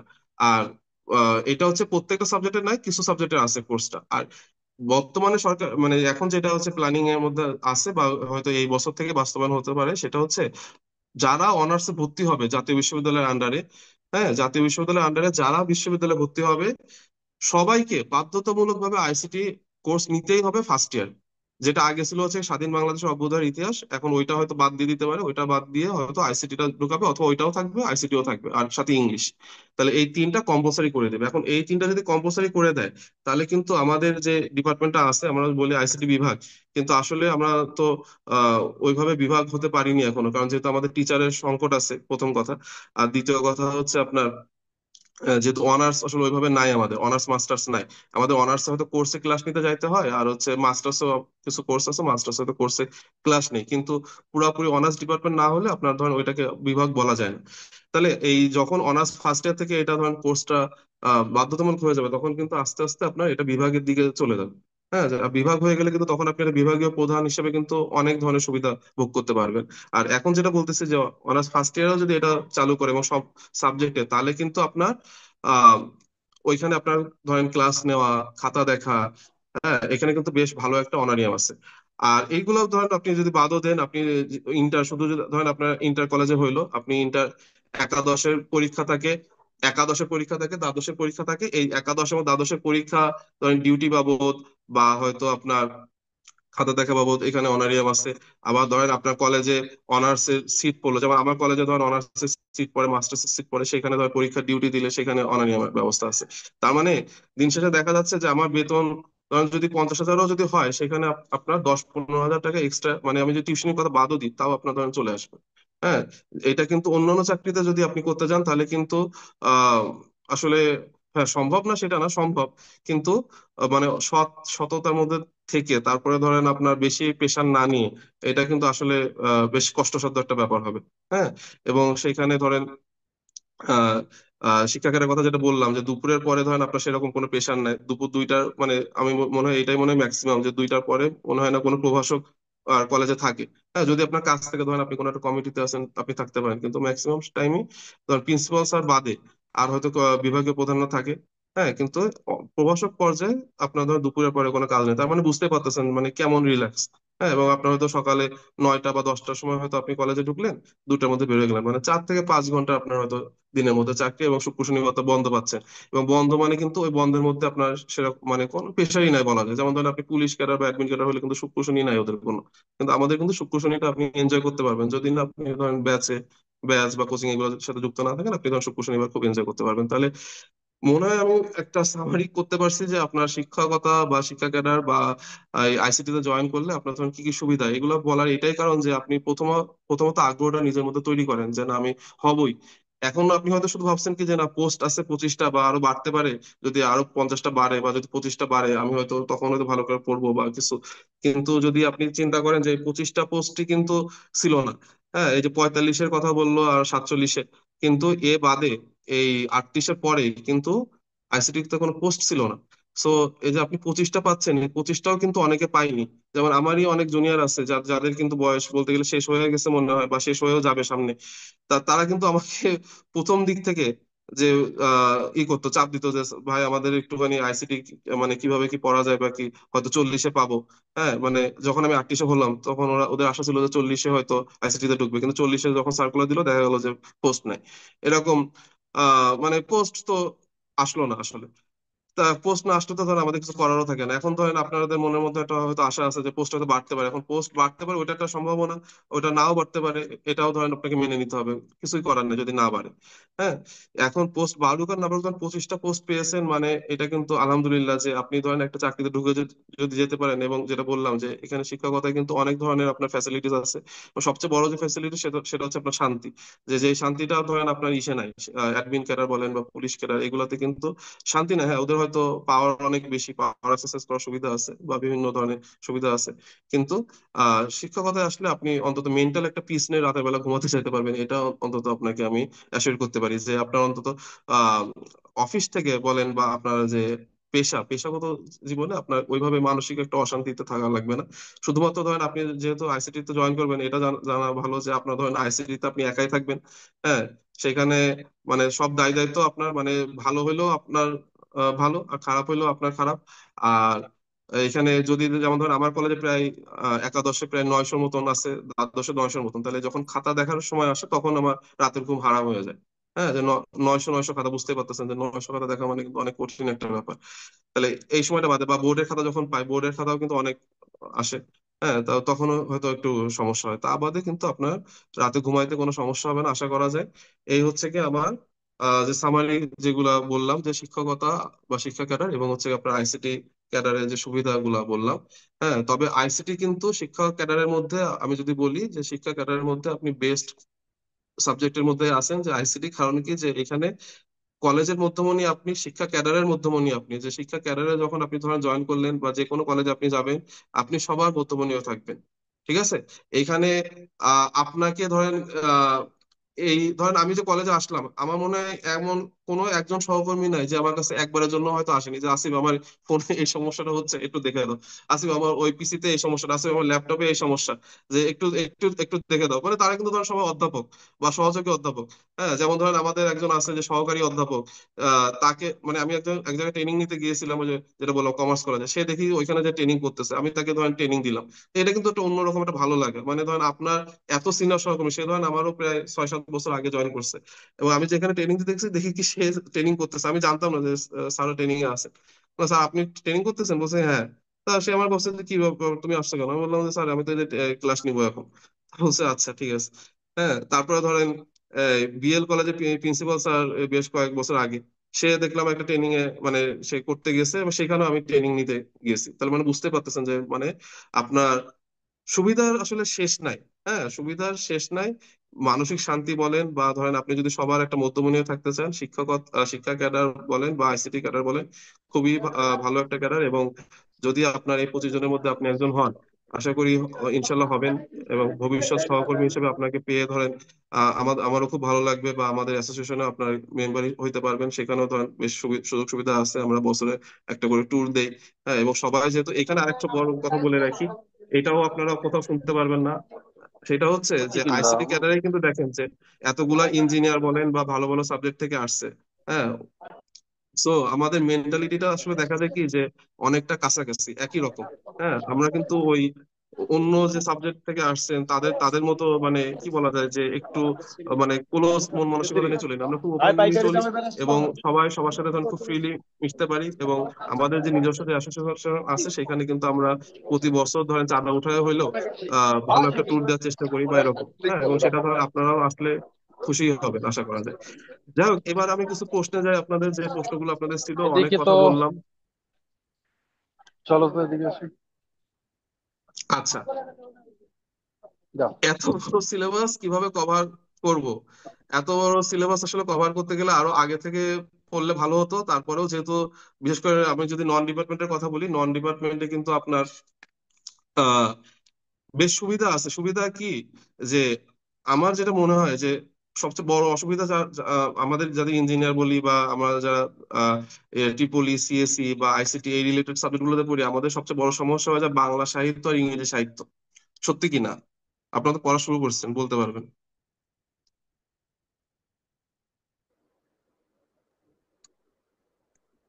হ্যাঁ, এই যে একদম বলছে যে হ্যাঁ, আমার মনে হয় সবারই মনে হয় একই রকমই কমেন্ট আসবে, বা আপনার মনে মনে হয়তো সেটা করবেন যে বাংলা সাহিত্য এবং ইংরেজি সাহিত্য আমার মনে হয়, বিশেষ করে ইংরেজি সাহিত্য তো মানে আর বলার অপেক্ষা রাখে না, মনে থাকে না। হ্যাঁ, ওইটাই বলতে চাচ্ছি আর কি, যে ধরেন আমাদের সবচেয়ে বড় ঝামেলার জায়গাটা হচ্ছে যে সাহিত্য, এবং বিশেষ করে ইংরেজি সাহিত্য। কারণ ইংরেজি সাহিত্য তো ধরেন আমরা সেভাবে কেউই আসলে পড়িনি। এটা ধরেন পুরো বাংলাদেশে একই সমস্যা, তারপরেও ধরেন ইঞ্জিনিয়ারদের জন্য এটা আরো বড় সমস্যা, যে আমরা তো আসলে ওইভাবে তো মুখস্থ রাখা বা সাহিত্য মনে রাখা এটা তো আমাদের কাজ না।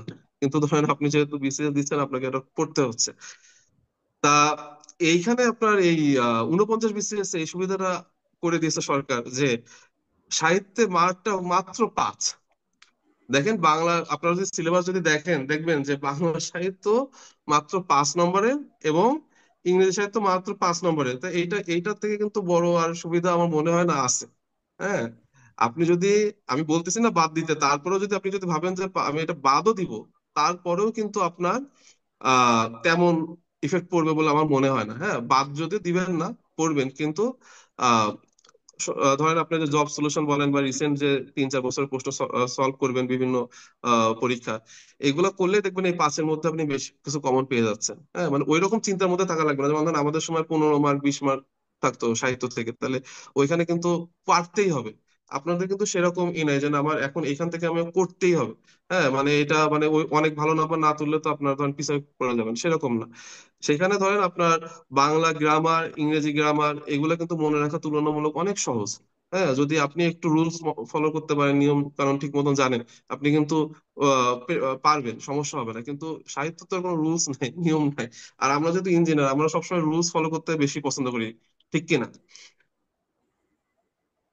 ঠিক আছে, তাহলে যাই হোক, যেটা বললাম প্রথমত যে আমাদের বাংলা এবং ইংরেজি এইখানে একটা বেশ বড় ধরনের সুবিধা পাচ্ছেন। আরেকটা সুবিধা আছে, আপনার ম্যাথ আছে, মেন্টাল এবিলিটি আছে। এখানে কিন্তু ইঞ্জিনিয়াররা অনেক মানে আগায় থাকে। যেমন আমি যেটা বললাম যে 2টা ব্যাংকে আমার চাকরি হয়েছে, কিন্তু আমি কিন্তু ব্যাংকের জন্য আলাদা করে কখনোই কিছু পড়িনি। হ্যাঁ, ব্যাংকের পড়াটা আমার পুরাটাই ছিল হচ্ছে এই বিসিএস যে রিলেটেড যে পড়াশোনা, এটা দিয়ে আমার হয়ে গেছে। সেখানে সবচেয়ে বড় কারণ কি? সবচেয়ে বড় কারণ হচ্ছে আমি ম্যাথ ভালো পারতাম যেহেতু, এবং আপনারাও আমি জানি যে ম্যাথ ভালো পারবেন। সো ম্যাথ ভালো পারলে আপনার ব্যাংক বলেন বা বিসিএস এর এই যে ম্যাথ সাইড, এটা আসলে অনেক বড় একটা বেনিফিট। হ্যাঁ, যে আপনি এখানে অনেক আগায় থাকবেন। ওরা হয়তো সারাদিন ম্যাথ করতে করতে মানে ক্লান্ত হয়ে যাচ্ছে, আর সেখানে আপনি কোনো আহ, একটু কম প্রিপারেশন নিয়ে আপনি ধরেন এখানে 10 10 20 মার্ক আছে, এই 20-এ আপনি 18 19 খুব ইজিলি পাইতে পারেন। বিশেষ করে মেন্টাল এবিলিটি 10-এ 10 পাওয়া খুবই সম্ভব। হ্যাঁ, আপনার ম্যাথে হয়তো 2 একটা ম্যাথ ভুল গেলে যাইতেও পারে, আবার নাও যাইতে পারে। অনেকে হয়তো এর মধ্যে যারা আছেন, অনেকে হয়তো 20-এ 20ও পাবেন। ঠিক আছে। সো দেখেন, এখানে যে 20-এ 20 যদি পেয়ে যান বা 18 যদি 19 যদি উঠাইতে পারেন, আপনি বাংলা ইংরেজিতে কিন্তু যেহেতু গ্রামার সাইড এখন বেশি, সো ওইখানে কিন্তু ভালো করার অপরচুনিটি আছে। তাহলে বাকি থাকতেছে হচ্ছে আপনার বাংলাদেশ বিষয় বলি আর আন্তর্জাতিক বিষয় বলি। দেখো বাংলাদেশের আন্তর্জাতিক এখানেও কিন্তু ব্যাপার স্যাপার আছে, যে আমাদের যেহেতু আহ মানে কি বলা যায় যে 5 আগস্টের পর অনেক কিছু চেঞ্জ হয়ে গিয়েছে গত বছরে, সো আপনার অনেক সিলেবাস কিন্তু বাদ হয়ে গিয়েছে। সেখানে কিন্তু আপনার আহ মুক্তিযুদ্ধ বলেন বা আহ তার আগে যে 47 থেকে যদি শুরু করেন, তাহলে কিন্তু অনেক কিছু আপনার হয়তো পড়তে হবে না, সেখানে আপনার সিলেবাস কিন্তু অটোমেটিক কিছুটা ছোট হয়ে গেছে।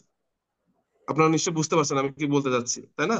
যে সিলেবাসটা যেহেতু ছোট হয়ে গিয়েছে, সেখানে কিন্তু বাংলাদেশ বিশ্ববিদ্যালয়টা পড়াটাও আরেকটু আপনার জন্য সহজ হয়ে যাবে। এখানে আপনার ধরেন,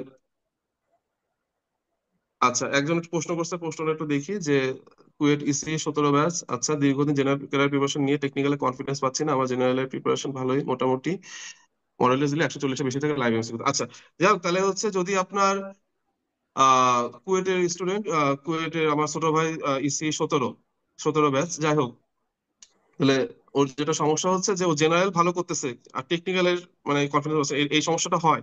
যেমন আমি যখন ওই যেটা বললাম যে প্রায় 4 বছর পরে বিসিএস এ জয়েন হয়েছে, তখন কিন্তু প্রথম 2 বছর তো আমি কোনো জেনারেল বা কিছু অ্যাপ্লাই করিনি, তখন কিন্তু বাসা থেকে প্রেশার আসলো যে না টেকনিক্যাল অ্যাপ্লাই কর।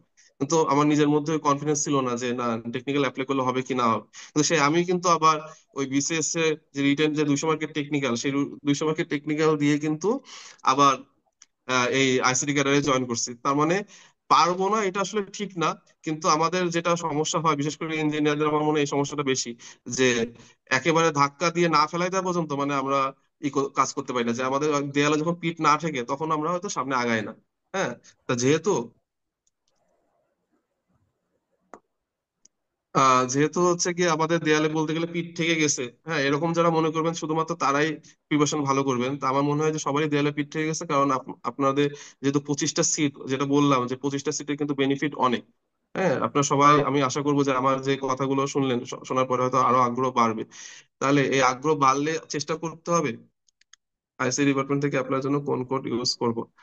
আচ্ছা, এটা এটা আমি 699 তো মনে রিটেনের কোড সম্ভবত। আচ্ছা, একজন যে প্রশ্ন করছেন যে আপনি আইসি ডিপার্টমেন্ট, আপনার কিন্তু একটা আছে রিটেনের কোড আর একটা হচ্ছে আপনার সাবজেক্ট কোড। হ্যাঁ, আপনি একটু ভালো করে দেখতে হবে, আমি এটা আমার কাছে এখন যেহেতু সার্কুলার সামনে নাই, আমি দেখতে পাচ্ছি না, আমি এটা আপনাকে পরে জানাই দিতে পারবো। ঠিক আছে। আর আরেকজন প্রশ্ন করছেন যে ইকুইভ্যালেন্স সার্টিফিকেট নিয়ে আপনার ভাবনা জানাবেন। 999 কোড দিয়ে যারা অ্যাপ্লাই করবে তাদের নাকি একাডেমিক কাউন্সিলে পাস হওয়া ডকুমেন্ট ভার্সিটি থেকে সাবমিট করতে হবে। ইকুইভ্যালেন্স সার্টিফিকেট নিয়ে খুব বেশি একটা সমস্যা হয় না। কারণ কি, যে ধরেন যেমন সার্টিফিকেট ওরা যেমনই চাক না কেন, আপনার ভার্সিটি বলেন বা ডিপার্টমেন্ট বলেন, সেখান থেকে আপনি সেভাবে সার্টিফিকেট নিয়ে আসতে পারবেন। সমস্যা মানে আমি দেখিনি যে আমার মানে চাকরিতে জয়েনের পর থেকে কখন ইকুইভ্যালেন্স সার্টিফিকেট নিয়ে কারো ওইভাবে সমস্যা হইতে। কারণ যেমন চাবে আপনি সেভাবে আপনার ভার্সিটিকে বলবেন যে না স্যার আমার এরকম লাগবে এরকম লাগবে, এবং ওরা ওইখান থেকে, সাপোজ ধরেন আপনি কোন ভার্সিটি, আচ্ছা কোন ভার্সিটি ওটা বলেননি, ধরেন আপনি যে ভার্সিটি হন না কেন, আপনার ওইখান থেকে কম করে হলেও 10-15 জন তো অন্তত অ্যাপ্লাই করবে, সো আপনারা একসাথে ইকুইভ্যালেন্স সার্টিফিকেট নিয়ে আসবেন। তো ওইটা সমস্যা হবে না আশা করা যায়, ইকুইভ্যালেন্স সার্টিফিকেট খুব বেশি বড় ইস্যু না। রেজাল্ট কোনো ফ্যাক্ট কিনা, যেহেতু ভাইবা 100 মার্ক, অবশ্যই ভাইবা অনেক বড় ফ্যাক্ট। ভাইবা ফ্যাক্ট না মানে কি, মানে আপনি চিন্তা করেন যে জেনারেলে 900 মার্কের রিটেন, 200 মার্কের ভাইবা হয়। সে 200 মার্কের ভাইবাতে দেখা যাচ্ছে যে ম্যাক্সিমামই যারা ধরেন অ্যাডমিন বা হচ্ছে কি ফরেন ক্যাডার বা এরকম, ওই 200-তে ধরেন ওরা বেশি নাম্বার পায় বলে ধরেন ভালো হয়ে যায়, কিন্তু রিটেনে কিন্তু আহামরি ধরেন খুব বেশি নাম্বার 19-20 করা যায় না। এই জন্য ভাইবার 100 নাম্বার অবশ্যই অনেক ফ্যাক্ট, এবং আপনার এইদিকে যে এমসিকিউ এর যে নাম্বারটা আছে এটাও বড় ফ্যাক্ট, দুইটাই মানে না, আপনার নাম্বারটা অনেক বড় ফ্যাক্ট। আর একটা যদি বলেন যে আপনার রেজাল্ট, যে সিজিপি এর কথা যদি আপনি বলেন, আপনি সিজিপি এর কথা মানে বলছেন কিনা আমি শিওর না। সিজিপিএ মানে সরকারি চাকরিতে, সেক্ষেত্রে সেটা আপনি বিসিএস বলেন বা ব্যাংক বলেন বা যে কোনো জায়গায় বলেন, আপনার সিজিপিএ ডাজেন্ট ম্যাটার। এটা আমি এক বাক্যে বলে দিতে পারি যে সিজিপিএ কোনো ম্যাটারই করবে না, সিজিপিএ কিছুই করবে না। শুধুমাত্র সিজিপিএ আপনার যদি অনেক কম থাকে, সাপোজ ধরেন আপনার 2.5 সিজিপিএ, 2.6 সিজিপিএ, তখন হয়তো আপনাকে ভাইবা ওটা জিজ্ঞেস করতে পারে যে না তোমার সিজিপিএ এত কম কেন।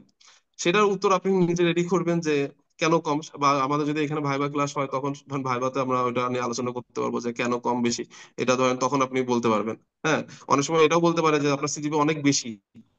হ্যাঁ, ধরেন আপনি আপনার ডিপার্টমেন্টের ফার্স্ট, আপনাকে বলতে পারে যে না তুমি তোমার ডিপার্টমেন্টে জয়েন করতে পারতা, বা তুমি এরকম এই চাকরিতে কেন আসবা, এরকম প্রশ্ন করতে পারে। মানে সিজিপিএ শুধু আপনার ভাইবা বোর্ডের একটা প্রশ্নের সম্মুখীন হবেন যে আপনার কেন কম কেন বেশি, বা বেশি হইলে কেন হচ্ছে গিয়ে তুমি এখানে আসতে যাচ্ছ, যেমন ধরেন আমার ব্যাংকে যখন আমি ভাইবা দিতে গেছি, তো আমাকে জিজ্ঞেস করছে যে তুমি তো টিপুলিতে করছো, টিপুলিতে করে তুমি ব্যাংকে এসে কি করবা?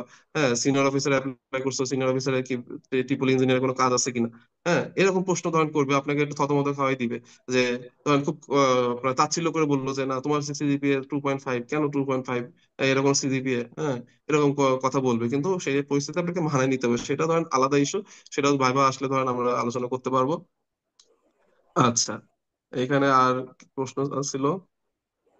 আচ্ছা, আরেকটা যেটা প্রশ্ন মধ্যে ছিলাম আমরা, যে জেনারেল প্রিপারেশন যেহেতু তোমার ভালো আছে, তুমি এটা করতে পারো। তোমাকে তুমি করে বলছো যেহেতু এসসি 17 ব্যাচ, আমার জুনিয়র অনেক। তাহলে জেনারেল প্রিপারেশন তোমার যেহেতু ভালো আছে, টেকনিক্যালের জন্য একটু পড়ো, ভালো করে পড়ো। জেনারেলের তোমার যদি টেনশন মানে না থাকে, তাহলে তো তোমার তো কাজ তো অর্ধেক হয়েই গেছে। অনেকে দেখো এর মধ্যে অনেকে আছে যাদের জেনারেল প্রিপারেশনই এখন নাই।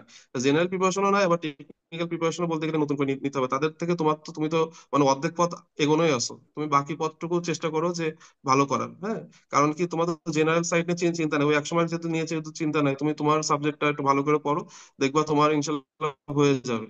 হ্যাঁ, কোনো টেনশনের কিছু নাই যে তোমার টেকনিক্যাল নিয়ে তোমার পিছিয়ে গেছো।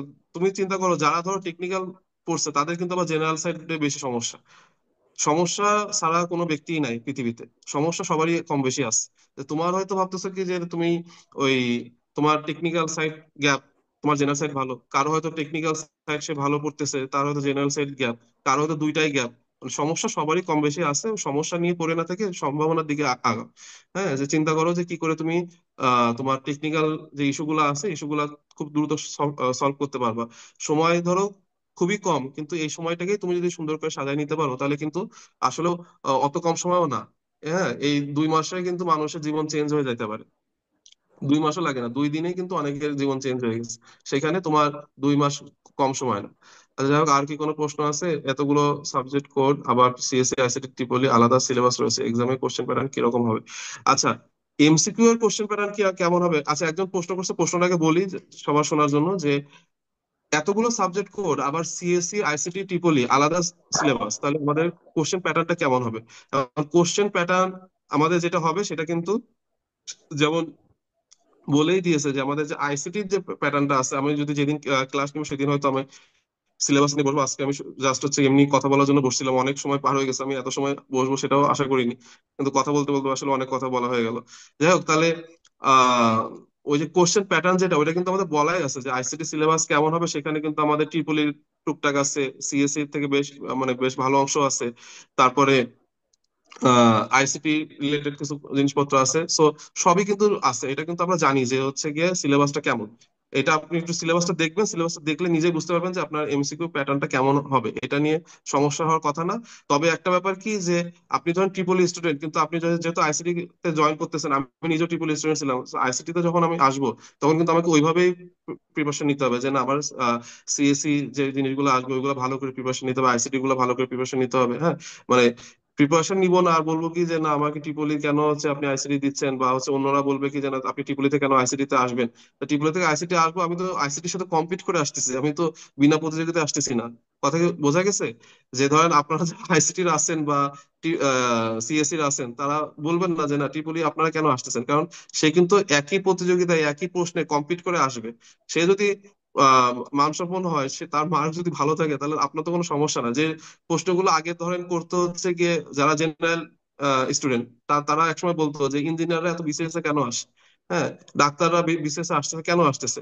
এখন আপনারা যদি ইঞ্জিনিয়ার হয়ে বা ভালো সাবজেক্টের হয়েও যদি সেই প্রশ্নই করেন যে না আপনি ট্রিপলি হয়ে আইসিটি তে কেন আসবেন, দেখলাম যে কয়েকটা গ্রুপে দেখলাম এই নিয়ে মারামারির মতন লেগে গেছে, হ্যাঁ, যে কেন ট্রিপলি হয়ে আইসিটি তে আসতেছে। তা এইগুলো কিন্তু কোনো কথা না। কারণ হচ্ছে গিয়ে আমি ধরেন ইঞ্জিনিয়ার, আমি যে বিসিএস এ আসছি, আমি তো সবার সাথে কম্পিট করে আসছি, আমি তো পিলি রিটেন কমপ্লিট করে আসছে। আমি তো এমন না যে বিনা প্রতিযোগিতায় আমাকে ইঞ্জিনিয়ার দেখে আমাকে ভাইভাতে বলেন বা কোনো জায়গাতে আমাকে 20 মার্ক বেশি দিয়েছে, সেরকম তো কিছু নাই।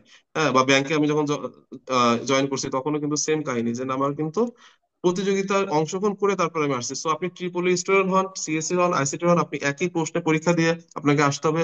যে সিএসসি আছেন সে ট্রিপলির জিনিসগুলো যেগুলো আপনি জানেন না সেগুলো ভালো করে পড়বেন, যিনি ট্রিপলি আছেন সিএসসির যেহেতু সিলেবাসটা বেশি বড়, সিএসসি সিলেবাসটা আপনাকে কভার করতে হবে। হ্যাঁ, এখন কিভাবে করবেন সেটার জন্য তো আমরা আছি। হ্যাঁ, এখানে ক্লাস নেওয়া হবে, ক্লাসে আপনি জানতে পারবেন যে কিভাবে আপনি এগুলো কভার করতে পারবেন টেকনিক্যাল সাইড। নেওয়ার জন্য অনেকে আছেন, আমি হয়তো জেনারেল সাইডটা একটু বেশি নিব। তারপরে আপনার ভাইবা যখন সময় হবে, যারা ধরেন টিকবেন ভাইবা, ইনশাল্লাহ আমরা আপনাকে হেল্প করতে পারবো, আমি তো পারবোই আর কি, কারণ যেহেতু আমি চারটা ভাইবা দিয়েছি, চারটাতে ধরেন আমার চাকরি হয়েছে আলহামদুলিল্লাহ, সরকারি চাকরি।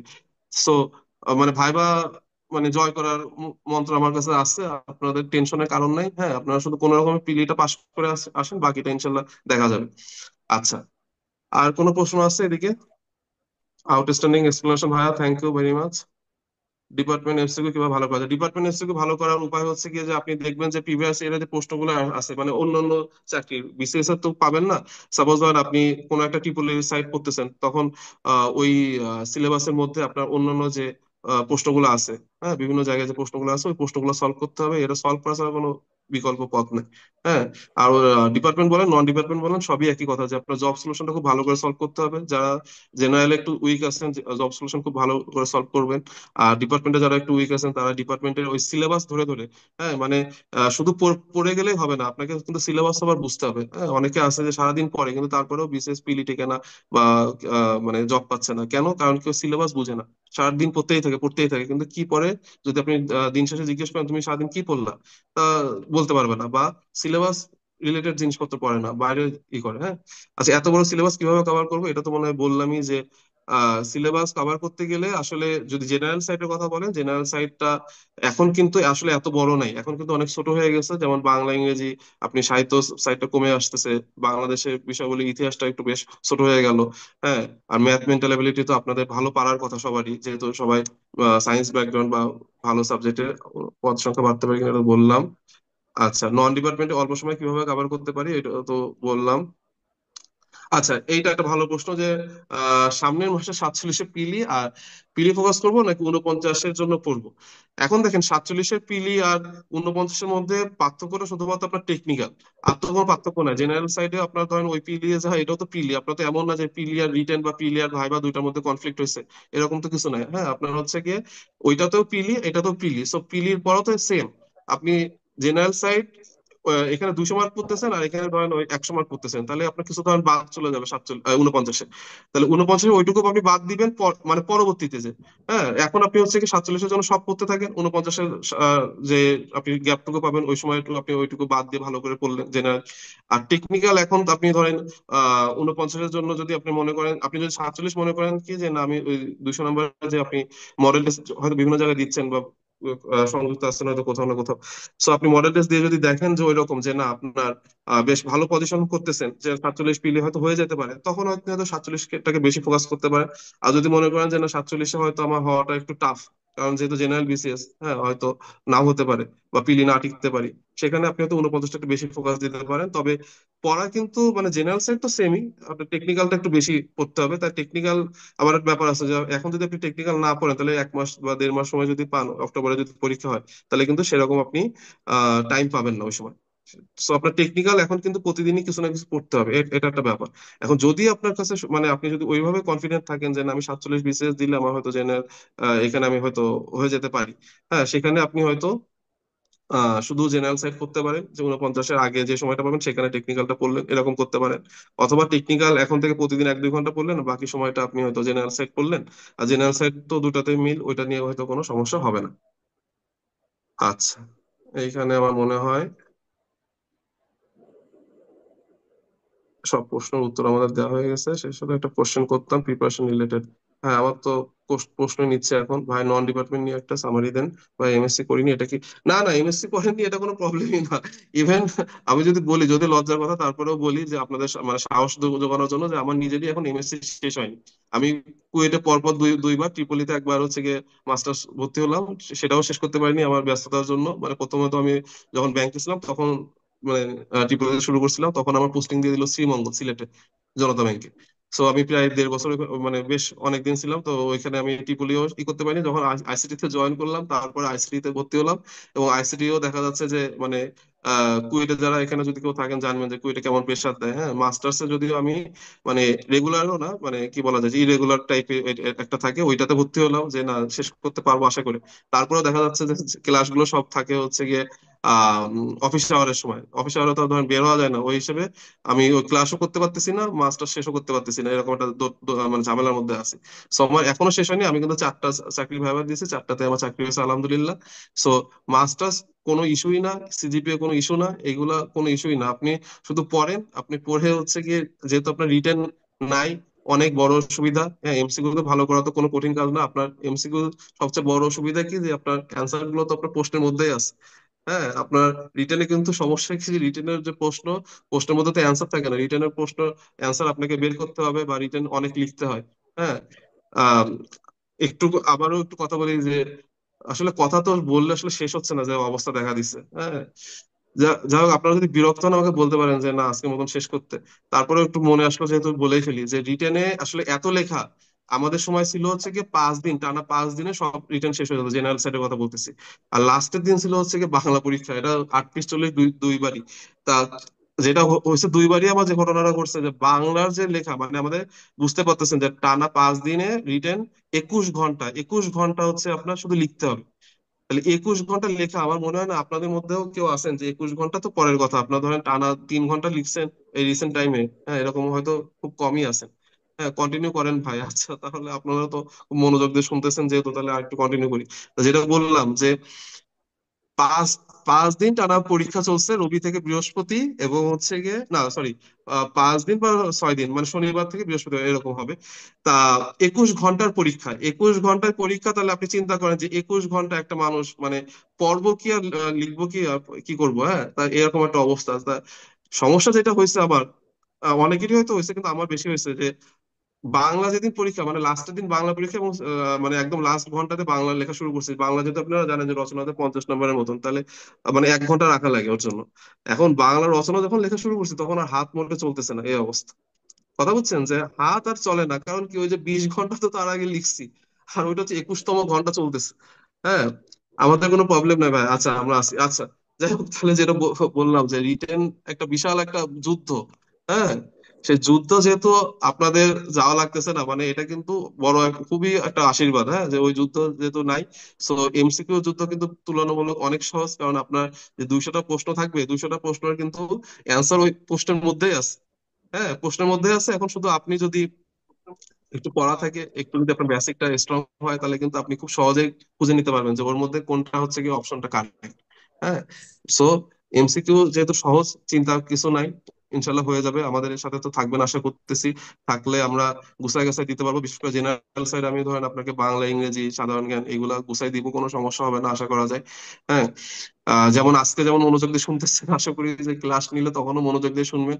হ্যাঁ, মনোযোগ থাকলে, এবং যদি মনের মধ্যে যদি সেই এটা থাকে যে না আমাকে ক্যাডার হইতে হবে, এবং এটা যেহেতু বড় অপরচুনিটি, কারণ আইসিটি ক্যাডার ধরেন এই যে 47 আসছে, আবার 49-এ আসলো, এরপরে ধরেন 50 জেনারেল যদি হয়, এবং 50-এ ধরেন আইসিটি ক্যাডার থাকবে কি থাকবে না, এটা কিন্তু অনেক বড় একটা মানে অনিশ্চয়তা। হ্যাঁ, যেহেতু ধরেন আমাদের মানে উপরের দিকে, উপরের দিকের যে পদে যারা আছে, তারা কিন্তু আসলে বুঝে না যে আইসিটি আসলে কত মানে গুরুত্বপূর্ণ। হ্যাঁ, এই জন্য যেটা হয় যে অনেকেই কিন্তু আইসিটি পদ ক্রিয়েট করার ব্যাপারেও অনেক অনীহা থাকে বা কিছু। ওই জন্য যেহেতু আপনাদের সুযোগ আছে, আপনারা চেষ্টা করবেন, ম্যাক্সিমাম চেষ্টা করবেন। আচ্ছা, যাই হোক, আরেকজন প্রশ্ন করছেন যে তাহলে তো 971 যাদের, তারা শুধু 971-এর সিলেবাস কভার করতে পারলেই হবে। হ্যাঁ, আমাদের এই যে আইসিটি, এটা হচ্ছে কত কোড আমি তো খেয়াল করিনি, কিন্তু আমাদের একটা সিলেবাস দেওয়া আছে।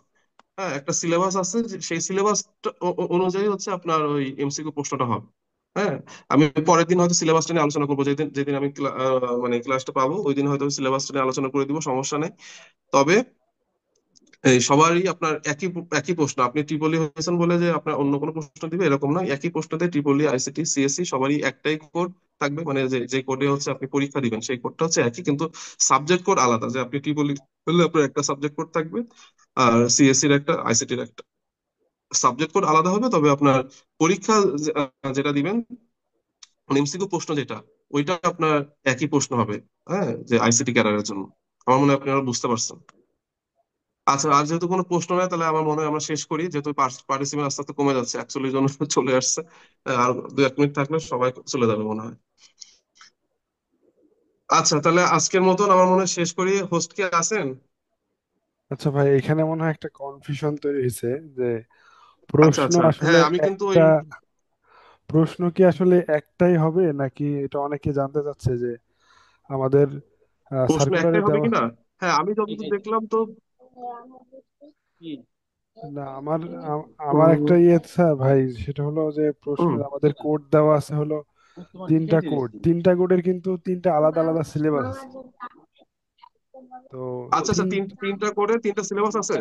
জি, আমি একটু ও আপনাকে ও দেখাই আমি আমি মানে আমি আসলে একটা আমরা সিলেবাস যেহেতু দেখছি, তাহলে এখানে হয়তো হতেও পারে ওইটা। আমরা ওইটা হয়তো যেহেতু হতে পারে, তাহলে ওই ওই সিলেবাসটা নিয়ে তাহলে আমরা হয়তো পরের দিন আলোচনা করলে মানে ভালো হয়। হ্যাঁ, আমি ওইটা আসলে খেয়াল করিনি। আমি আমি একটা আমি একটা একটু সিলেবাস দেখলাম। সংক্ষেপে এর আগেও দেখাইলাম আপনাকে, এখন আচ্ছা একটু আচ্ছা। শেয়ার দিই। এটা আমরা হ্যাঁ যেহেতু হ্যাঁ হ্যাঁ, অবশ্যই অবশ্যই। ইলেকট্রিক্যাল বাদ দিয়ে কোর্সটা করাচ্ছি, আমাদের সম্পূর্ণ কোর্সটা ইলেকট্রিক্যাল বাদে। তো এখানে ভাই আচ্ছা সেটা আচ্ছা হলো আচ্ছা। যে কম্পিউটার সায়েন্স 971। হ্যাঁ হ্যাঁ তো এইখানে হলো হ্যাঁ হ্যাঁ হ্যাঁ। আবেদন করতে পারে হলো তিনটা সাবজেক্ট, ঠিক আছে, সিএসসি, ও সিএস এবং আচ্ছা আচ্ছা আচ্ছা। কম্পিউটার। তো হুম এই হুম। টোটাল হচ্ছে এটা হলো আচ্ছা কম্পিউটার আচ্ছা। সায়েন্স অ্যান্ড ইঞ্জিনিয়ারিং এর যে সিলেবাসটা, সেটা ক্লিয়ারলি এখানে হ্যাঁ বলে হ্যাঁ হ্যাঁ দেওয়া হ্যাঁ। আছে। আর একটা আছে ভাই, সেটা হলো ইকুইভ্যালেন্ট সহ, মানে আইসিটি, যেটা ইনফরমেশন এন্ড কমিউনিকেশন টেকনোলজি, তার আইসিটি সহ। সাবজেক্ট কোড নাম্বার হলো 281। হ্যাঁ হ্যাঁ হ্যাঁ। এখানে ICT, applied software physics engineering, ওরা অ্যাপ্লাই করতে পারবে, সিই, হ্যাঁ। ইটিই, সিএস, হুম তারপর হুম। আইটি, টেলিকমিউনিকেশন, এগুলো সব অ্যাপ্লাই করতে পারে। তো এটার জন্য আবার কম্বাইন একটা আলাদা হ্যাঁ হ্যাঁ হ্যাঁ সিলেবাস হ্যাঁ আছে। হ্যাঁ। আর ট্রিপলিদের জন্য আলাদা একটা সিলেবাস আছে। কম্বাইন্ড আমার আছে। কাছে যেটা মনে হচ্ছে যে তিনটা সাবজেক্ট আচ্ছা করে আচ্ছা আচ্ছা তিনটা আচ্ছা। আলাদা আলাদা কোশ্চেন হবে। ও, তাহলে তাহলে তো তিনটাতে হবে। হ্যাঁ হ্যাঁ, তাহলে তিনটাতে হবে। আমি আসলে একটা জি সিলেবাস দেখছিলাম, আমি সব সম্পূর্ণটা দেখা হয়নি আমার। হ্যাঁ, আমি একটা জি জি দেখছিলাম, আমি হয়তো ভাবছিলাম যে মনে হয় তাহলে একটাতে হবে। তাহলে তাহলে ঠিকই আছে, তাহলে তিনটা আলাদা আলাদা পরীক্ষা হবে। তো মানে 971 কোড যারা, তারা হচ্ছে সিএসসি, সিএস আর সি। জি জি। আর বাদ বাকি ঠিক যেটা আছে। আছে আর সেটা হলো সব ট্রিপলের জন্য আইটি। আলাদা আর ইয়ে। তাহলে হ্যাঁ হ্যাঁ হ্যাঁ। আচ্ছা আচ্ছা আচ্ছা। না, ট্রিপলি থাকলে তো, ট্রিপলি তো দেখাই দেওয়া যায়, তো সমস্যা হতো হতো না।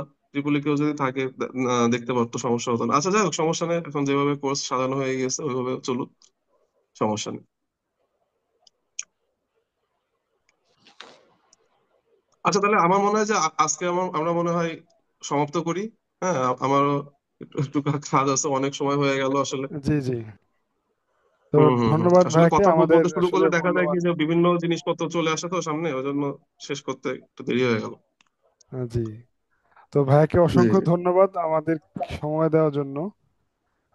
আসলে সবাইকে আপনাদের ধন্যবাদ যদি এতক্ষণ কোনো সাথে থাকার জন্য। প্রশ্ন থাকে আমাদেরকে বলবেন, আমরা জানলে অথবা ভাইয়ের কাছ থেকে জেনে অথবা সরাসরি ভাইকে মেসেজ দিতে পারেন। তো ইনশাল্লাহ দেখা হবে। আমরা ক্লাসে আমরা যারা টিচার আছি তারা একটা গ্রুপ করব, আর যারা স্টুডেন্ট আছি তাদের জন্য আলাদা একটা গ্রুপ হবে, এবং ওই গ্রুপের ভিতরেও টিচাররা যুক্ত থাকবেন। তো যদি কোনো ভাইদের বা ভাই বোনের প্রশ্ন থাকে তাহলে ওই গ্রুপের ভিতরে আশা করি করবেন। আমাদের ক্লাস রুটিন অনুযায়ী আমরা যথারীতি ক্লাস নেওয়ার চেষ্টা করব, এবং যদি কোনো অসঙ্গতি দেখা দেয় পরিবর্তন করার মানে আমাদের যদি করতে হয় তাহলে আমরা গ্রুপেই জানিয়ে দেবো ইনশাল্লাহ। তো আজকে এই পর্যন্ত, সবাই ভালো থাকবেন আর প্রস্তুতি খুব ভালো মতো নেন। আমাদের বড় ভাই উনি খুব গুরুত্বপূর্ণ পয়েন্টগুলো আলোচনা করছেন, তো আমরা আসলে ইনশাল্লাহ মানার চেষ্টা করি এবং আশা করি ভালো হবে। শুভকামনা রেখে শেষ করতেছি। আসসালামু আলাইকুম।